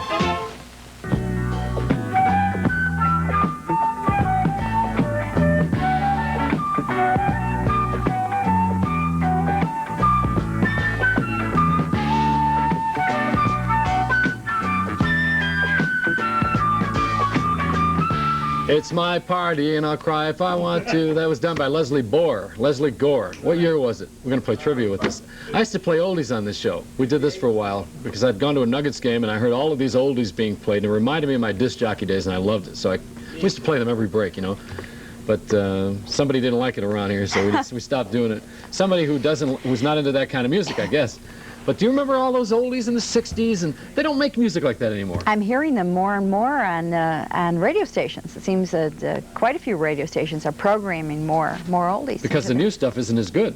I think that's a big part of it. And even there are some good new things, but not as many good new things as in the 60s and the early 70s. Everything that came out was not every single thing, but it was spectacular.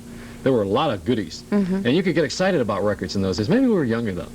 You remember when I was on the air in Buffalo? Yes, I do. And I weighed about 290 pounds. I was one of the heavies of all time. There was a guy who was heavier than me. His name was Tom Chauvin, and he worked in Albany, and they sailed him up the Erie Barge Canal and introduced him as the world's biggest disc jockey. And they shifted him up on that barge canal on a raft, which almost went under. But I remember when I was wrestling the Gallagher Brothers, and you were just a little girl. That's right. This is before you were a radio TV critic. Oh, absolutely. And besides, I'm much younger than you are, so. I wasn't going to get into age. But do you remember my friend Fred Clestine? Absolutely. We were both wrestling the Gallagher Brothers for the world title of the heavyweight championship of the tag team wrestling champions of the country. I forgot what the title was. It was the World's Tag Team Champions. That's what it was. So Fred and I did this for charity, and I never knew during the entire 6 weeks leading up to this event that it was fixed.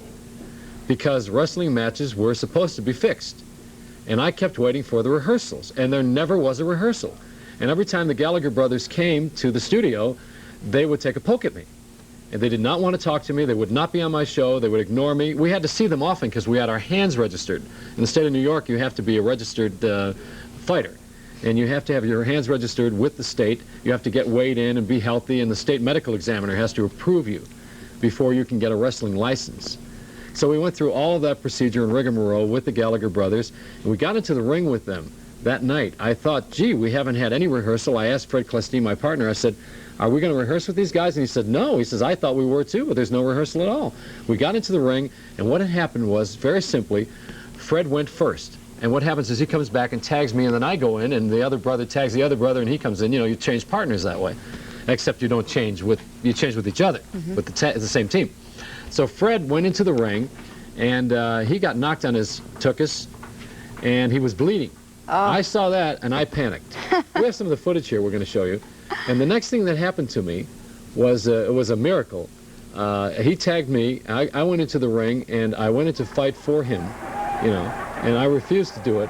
But eventually, I succumbed. I said, well, now I'm going to be a big hero.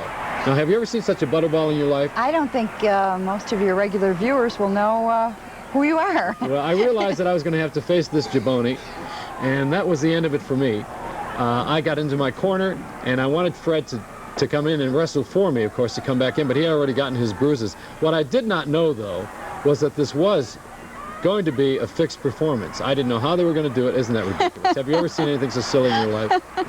And you know, the worst thing a fat person can wear is lateral stripes. I mean, it even makes you broader. I think the crowd loved it, though. Huh? They saw a buffoon. Who doesn't like? Everybody loves a buffoon. And after I'd seen these pictures, I went immediately. I wanted to die and come back as Richard Simmons. You know, I mean, I knew that I was going to Fat City.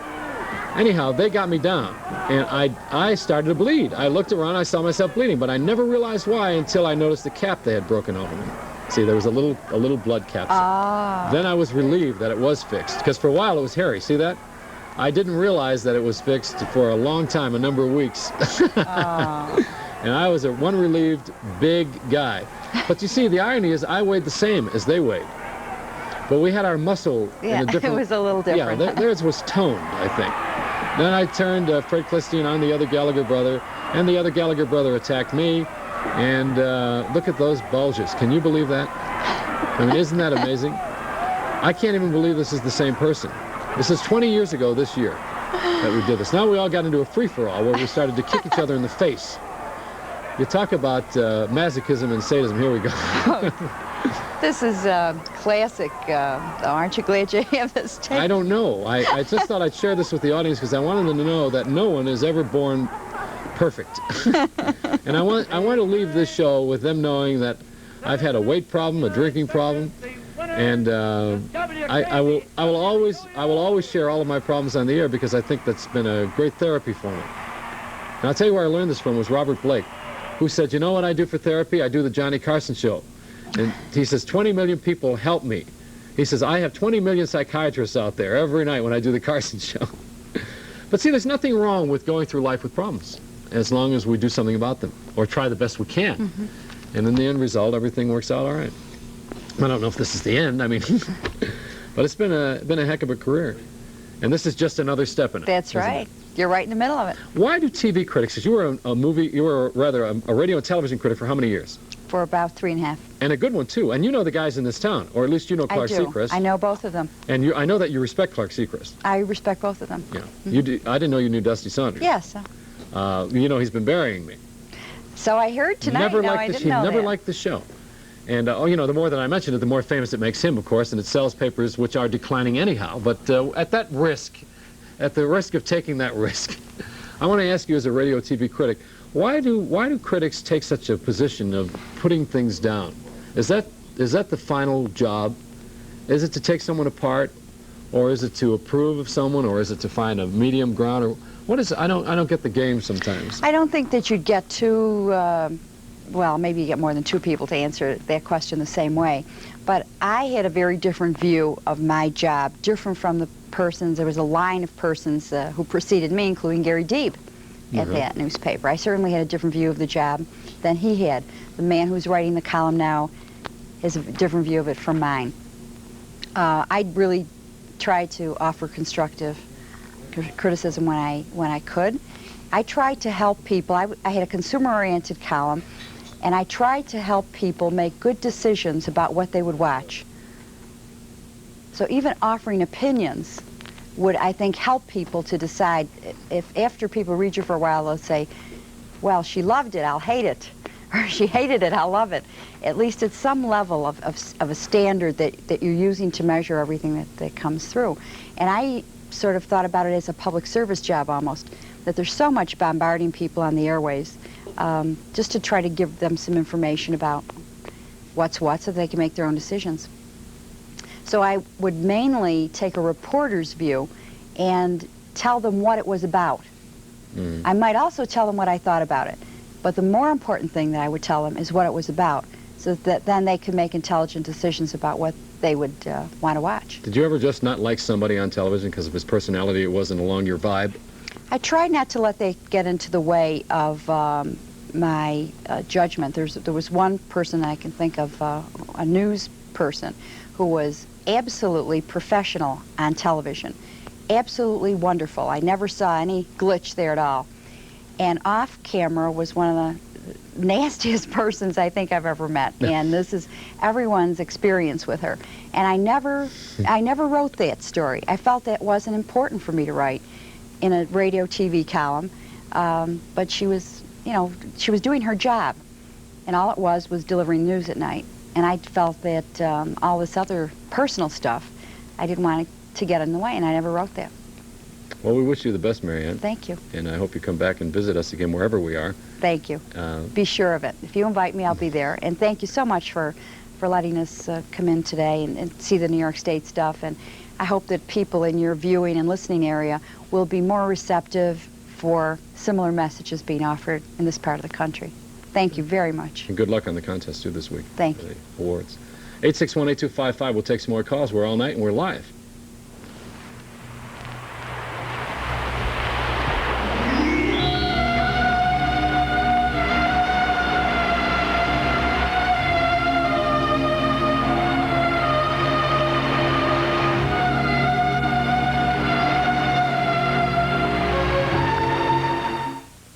For a unique and refreshing experience, come to the original sauna and hot tub facility, Grand Central Sauna and Hot Tub Company at 845 Lincoln. Soak your tensions away with soothing hydro jets. There's up to 20 private rooms, each featuring cedar hot tubs and saunas, showering area, locking door, and comfortable resting platform. Grand Central has moderate hourly rates and no membership fees for singles, couples, and families. Our gift certificates will get your friends into hot water. Take the storage capacity of 2 upright dressers, put it under your waterbed, and you've got a 12-drawer underdresser from Big Sur Waterbeds. A Big Sur underdresser provides valuable storage space for just about everything imaginable. Right now, as little as $69.95 adds a 6-drawer underdresser to any bed in our showroom, or $139.90 adds a 12-drawer underdresser. Only at Big Sur Waterbeds, 12 giant showrooms including 5150 North Federal and I-225 and the Valley Highway next to Levitt's. Graduating? Enjoy some time off. Relax. The Navy lets you. Its delayed entry program gives you the chance to join now and report up to a year later. And if you qualify, training in the field of your choice. It's guaranteed. See your Navy recruiter for more details or call toll-free 800-841-8000. The Navy, it's not just a job, it's an adventure.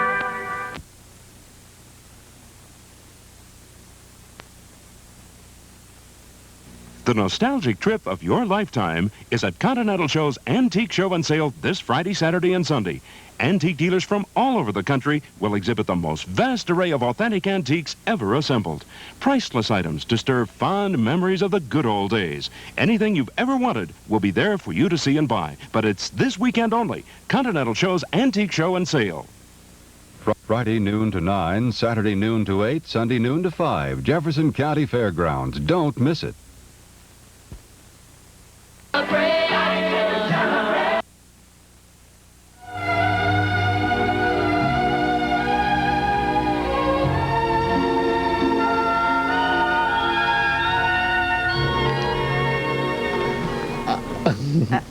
Oh.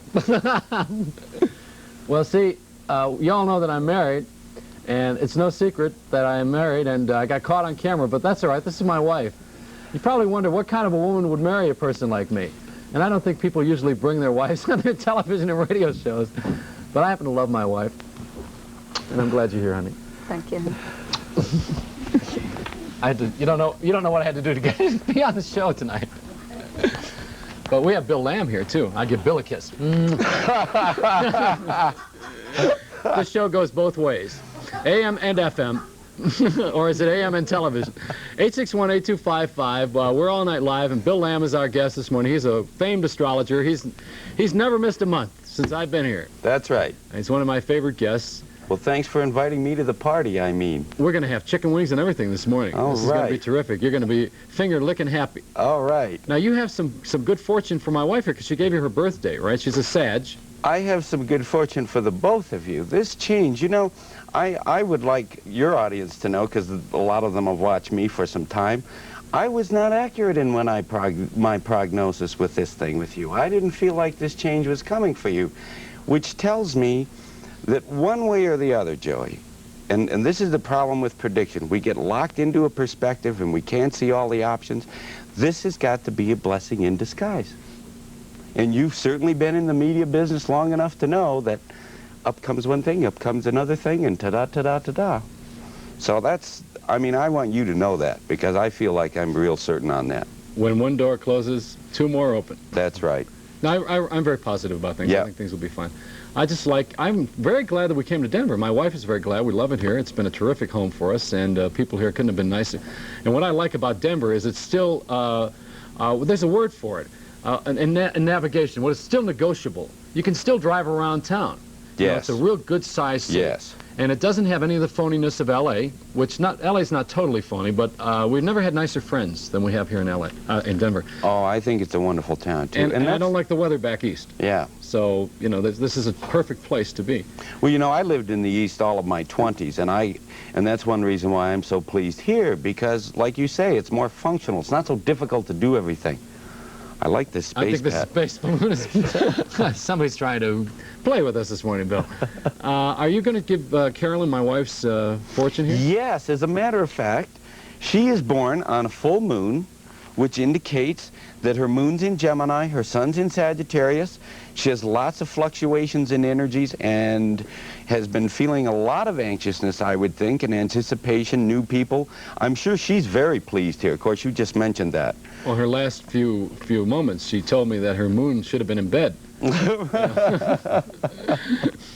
But it does indicate, with this early Sagittarius birth that she has, it does indicate that starting December, January, when you people moved out here, that she has met an awful lot of people who she's been very, very fond of, and almost inexplicably in this last 8 months. She's nodding yes to all of this. Look at that. One thing she might be helpful for her to know is that born on a full moon, there's great fluctuations of energy. Sometimes she's got a whole bunch of energy to do a whole bunch of stuff, and other times she really needs to sit and just be a bit more pensive. Watching the moon transits help. On the new moon, she'll have lots of energy. On the full moon, she'll have lots of energy. And in between, the energies will be a little slower. Why does the moon affect her as well as it does me? I'm a moon child. She's a Sag. Exactly. But see, what happens in your chart, the sun, the masculine, and the moon, the feminine, do not sit in opposition to each other. And in her chart, they do. So it gives a lot of fluctuations. In your chart, you have the moon in Aries and the sun in Cancer, which doesn't set up the same. There's a little more coordination between your feminine and masculine side. I got the sun in the morning and the moon at night. That's all. Well, I'm happy. I think my moon must be in a good place. You know what? That's right. Another couple things that I've been real pleased about, when we saw Saturn direct, and I've said for about over 6-7 months, I've said that in late summer, early fall, we would see this economy turn around. Well, for the last 8 months, the country has been experiencing Saturn's return. Saturn is constriction, tightening up on money.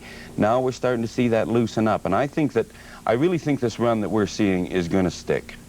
I mean, I think we're all going to see things picking back up and so on and so on. Gross national product and so on increasing.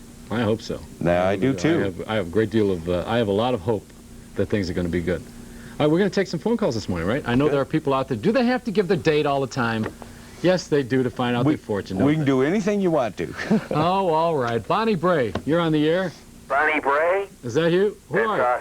Oh, hi, how are you? Joey, we're all really big fans of yours, and we're really sad that... What's your name? This is Chuck. Hi, Chuck.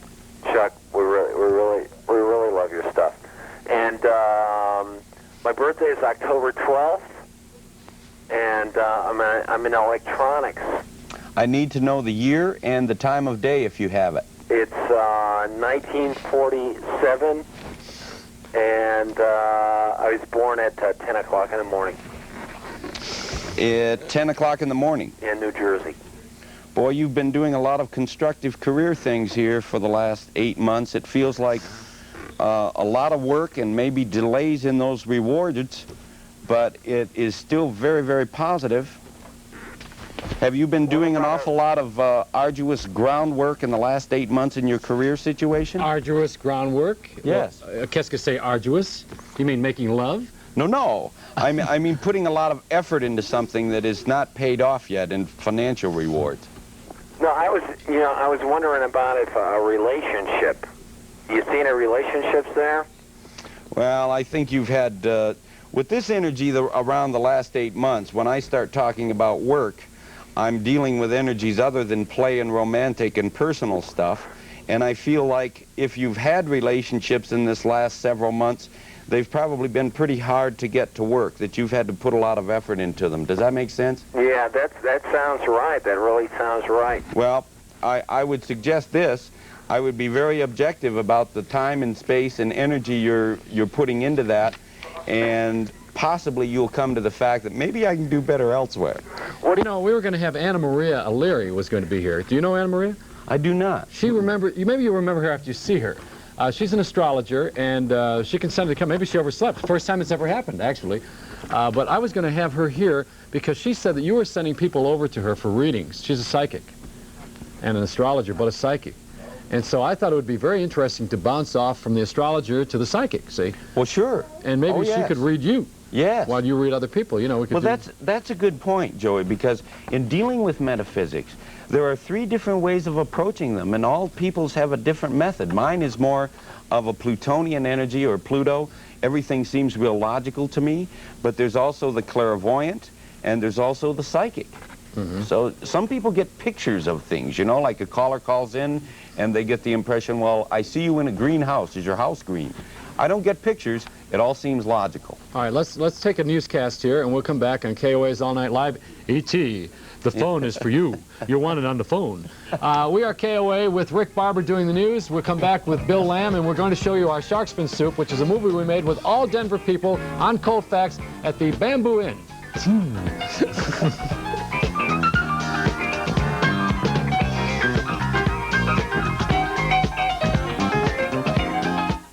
JoJo and I are having a big $7 million store-wide August home furnishing sale right now. These Avon nylon-covered swivel rockers are only $98 your choice. Or these Athens roll-top desks in maple, oak, or pine finish are only $228 your choice. Or these Artisans wicker 3-tiered telephone stands are only $18. Or the set of 12 large cocoa baskets is only $15. Don't monkey around. Swing into our big furniture sale on right now. American Furniture Warehouse brings to you. Hi, Bob Martin here for Beauvais Appliances, 2568 South Broadway, your Whirlpool dealer for over 25 years. It's Beauvais Appliances for your next Whirlpool refrigerator, electric range, washer, dryer, dishwasher, and microwave oven. Even the new Counter Saver microwave oven that installs over your range. Beauvais Appliances, 2568 South Broadway. Beauvais will not knowingly be undersold. That's Beauvais for Whirlpool Appliances. News Center 4, your Colorado weather station.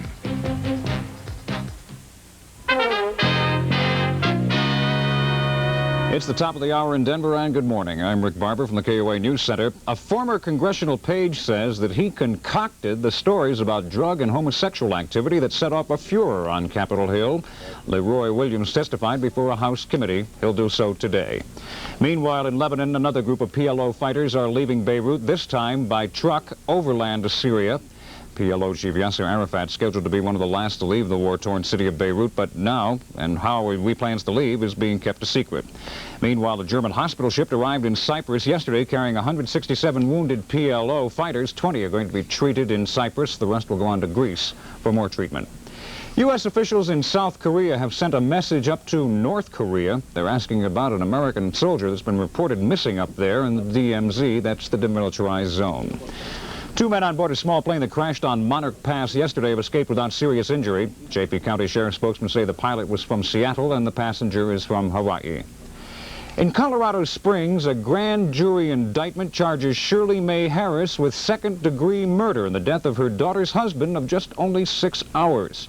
Mrs. Harris appeared in court yesterday, free on $5,000 bond. At her daughter's wedding reception just 2 weeks ago, the bridegroom, Army Private Marvin Simmons, was shot dead. It was first reported that Harris was trying to shoot her husband, but the grand jurors apparently now believe she intended to shoot Simmons. Casino gambling has its drawbacks, but former New Jersey Governor Brendan Byrne says it's worth it if that gambling is properly controlled.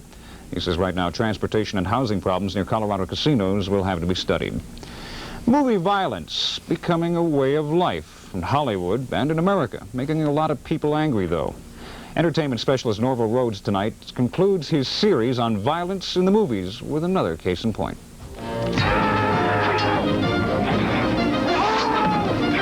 The able young actor with the sword is Mark Singer, who plays Dar, a man on a mission of vengeance in the fantasy adventure film The Beastmaster. A movie with a lot of fighting and stabbing and killing, what most of us would consider violence. Seeing all that, it might surprise you to hear what this thoughtful actor has to say. You see, personally, I don't like the violence that much myself. So how does this intelligent man explain being in an unintelligent movie where the character he plays leaves behind him a trail of dead bodies? Well, I think there are 2 ways to cut and stab somebody. I think one way is to bathe an audience in gore, which hardens and calluses an audience and makes them think that life is a series of huge bloodlettings. Or you can take a more adventurous approach, like Arrow Flynn or Toshiro Mifune does or did in their movies, and give the audience a sense of excitement and adventure and overcoming problems, which is what this movie is about more than anything. This movie is about establishing justice and about overcoming great adversity in your life, and all of us have to do that. And whether we wield a sword by dealing with people mentally, or whether we actually get out and butt heads with them on a gridiron, life is a series of challenges, and the depiction of challenges through action, I think, is important. So what bottom line, if any, can we draw about violence in the movies? Like so many controversial subjects, it seems there are as many opinions on the issue as there are people to express them. One thing we can say with some certainty, in our free market movie system, it is not going to stop. So we, as intelligent moviegoers, should also not stop questioning.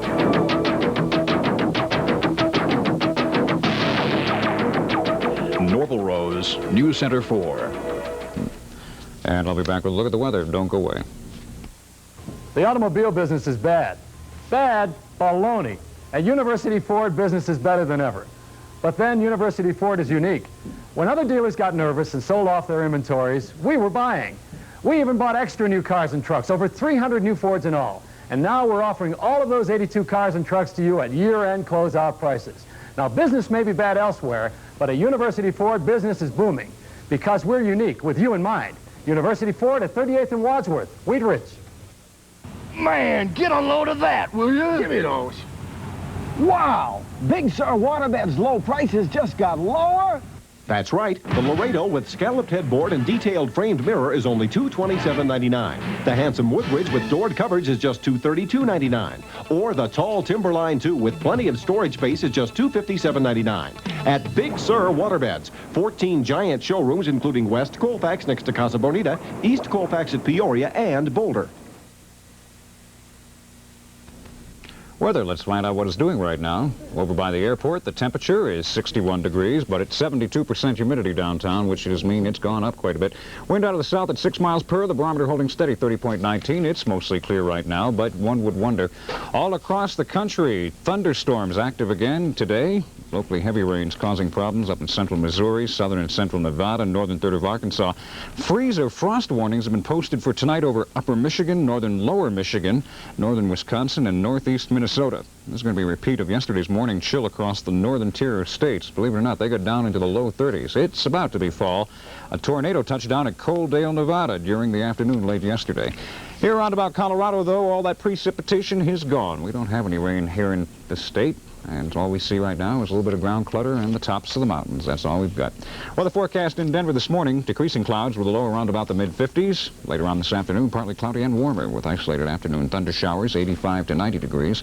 Tonight, clear to partly cloudy with a low hitting about 50. The outlook for Sunday, clear to partly cloudy and warm with a high 85. And Monday and Tuesday next, fair mornings, partly cloudy in the afternoon. And again, right around 85 degrees. That's news and weather at the top of the hour. Stick around for more All Night Live. And Joey Reynolds.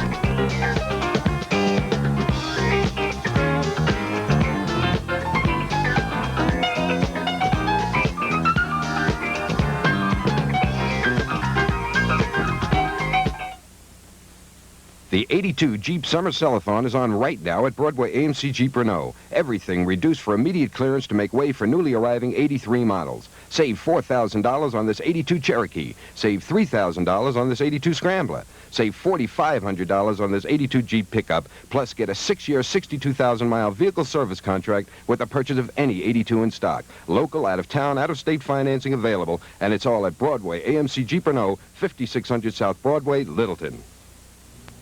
Hi, Bob Martin here for Beauvais Appliances, 2568 South Broadway, your Hot Point dealer for over 25 years. It's Beauvais Appliances for your next Hot Point refrigerator, electric range, washer, dryer, dishwasher, and microwave oven. Even the new Counter Saver microwave oven that installs over your range. Beauvais Appliances, 2568 South Broadway. Beauvais will not knowingly be undersold. That's Beauvais for Hot Point Appliances.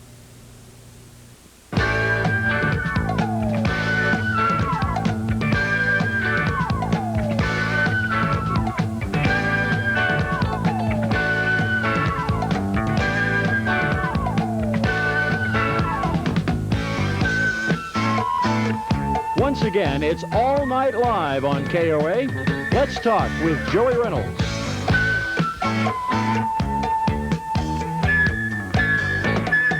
Once again, it's all night live. Once again, it's all night live. Once again, it's all night live. We're having fun till 5 o'clock this morning on All Night Live, and if you want to be on the air with us, you call us at 861-8255. Bill Lamb is an astrologer here in town. He is the astrologer here in town, and he's consented to be on our program just about every change, which is once a month. And is that when things change? Yeah, that's when the sun goes into the next sign. It always works that way. Yep. Right? Yep. Now, when they figured this calendar out, was it Caesar Augustus who figured it out? I don't know, Joey. Well, I wonder, why is the calendar different in the East than it is in the West? Why is the Roman calendar different than it is in the eastern part of the world, for instance? I just have no concept of that. Well, you know, I was learning why the days of the months are, or rather the months themselves are called, for instance, August is after Augustus. Did you know that? Yes. They're Latin words. July, I don't know what July is. Julian, July? Julian? Julian, July, something like that. But they're that. named after emperors? Rick would know. Hey, Rick, are the months named after emperors? No, they're named after gods. After gods. All right, so July was what? July was... I don't know, January was Janus. January was Janus. And the rest of them I couldn't tell you. Well, it's interesting. It's interesting. I thought... Roman gods. Should have had this last name for the trivia guy, see? We're you know, I really enjoy observing Rick because I write about Taurus, and Rick is a Taurus. I write about Taurus like your banker. Taurus will get to the bottom of things. Well, Rick has everything figured out, you know. Of course. You should have seen him on the camping and trip. in good order to boot. Did you hear what happened when we went camping last week? And I pulled up and I saw this tent. I thought we were visiting a sheik. You know, I mean, it was a huge tent. The guy looked like one of the Ringling Brothers. Taurus is into his comforts, no matter where he goes. Was he into his comfort? We had a 5-star campsite up in the Rocky Mountain National Park, you know. I had 2 girls fanning the entranceway, just not for the flames either. I mean, this is for Rick's pleasure. Uh-huh. And, you know, and of course there was his accessories, his wife, you know. But it's a very unusual camping event. Sure. To watch people carry things for him, do all of his work. I mean, have you ever gone camping when you had someone cater the affair? I don't think I have, but I can believe it. I shouldn't say all these things because Rick can't defend himself since he cannot talk like this on the news. But maybe we'll snag him a little later on and get him on the air. We'll take some phone calls now. You want to be on the air and be on our show? Jim from Boulder, you are there. Hi, Joey. Hey, is this Jim Mason? Sure is. Good morning. Good morning. How you doing? Baya. Well, listen, I just want to say to you, I'm sorry to see you go. Best of luck, and I hope we get to stay in touch, but it's not going to be the same without you. Well, thank you, Jim, and I still dig rock and roll music. Thank you, Joey. Listen, every time that you've had Bill on, I've tried to call, whatever, I've seen him, and it's like I finally got through. So, Bill, can you tell me, I was born at between 11 p.m. and midnight, March 30th, 1942. Ah, you're my generation, a war baby. Do you have, give it to me again, 1942? March 30th, 1942, between 11 p.m. and midnight. I know that I have Sagittarius rising. Good. Yeah, that's real helpful. So you find that children respond to you extremely well in life, don't they?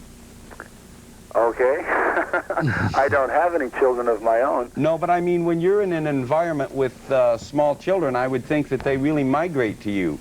Yeah, they do, because I have a lot of nice toys that kids, you know, under 12 and people over 40 can all play with. Yeah, like a 16-track recording studio. Right. 24-track. 24-track. Recording, you see, your moon's in Virgo, so you keep lists on things. You've got a real perfectionistic bent, which is very good in dealing with intangibles. Well, yeah, that's right on. Thanks. I'm also, you have Mercury in Pisces, which means that when you worry too much, if you turn on some music, you can get rid of the worries easier than most people. Very imaginative thinker. You make a concerted effort to be honest, I hope.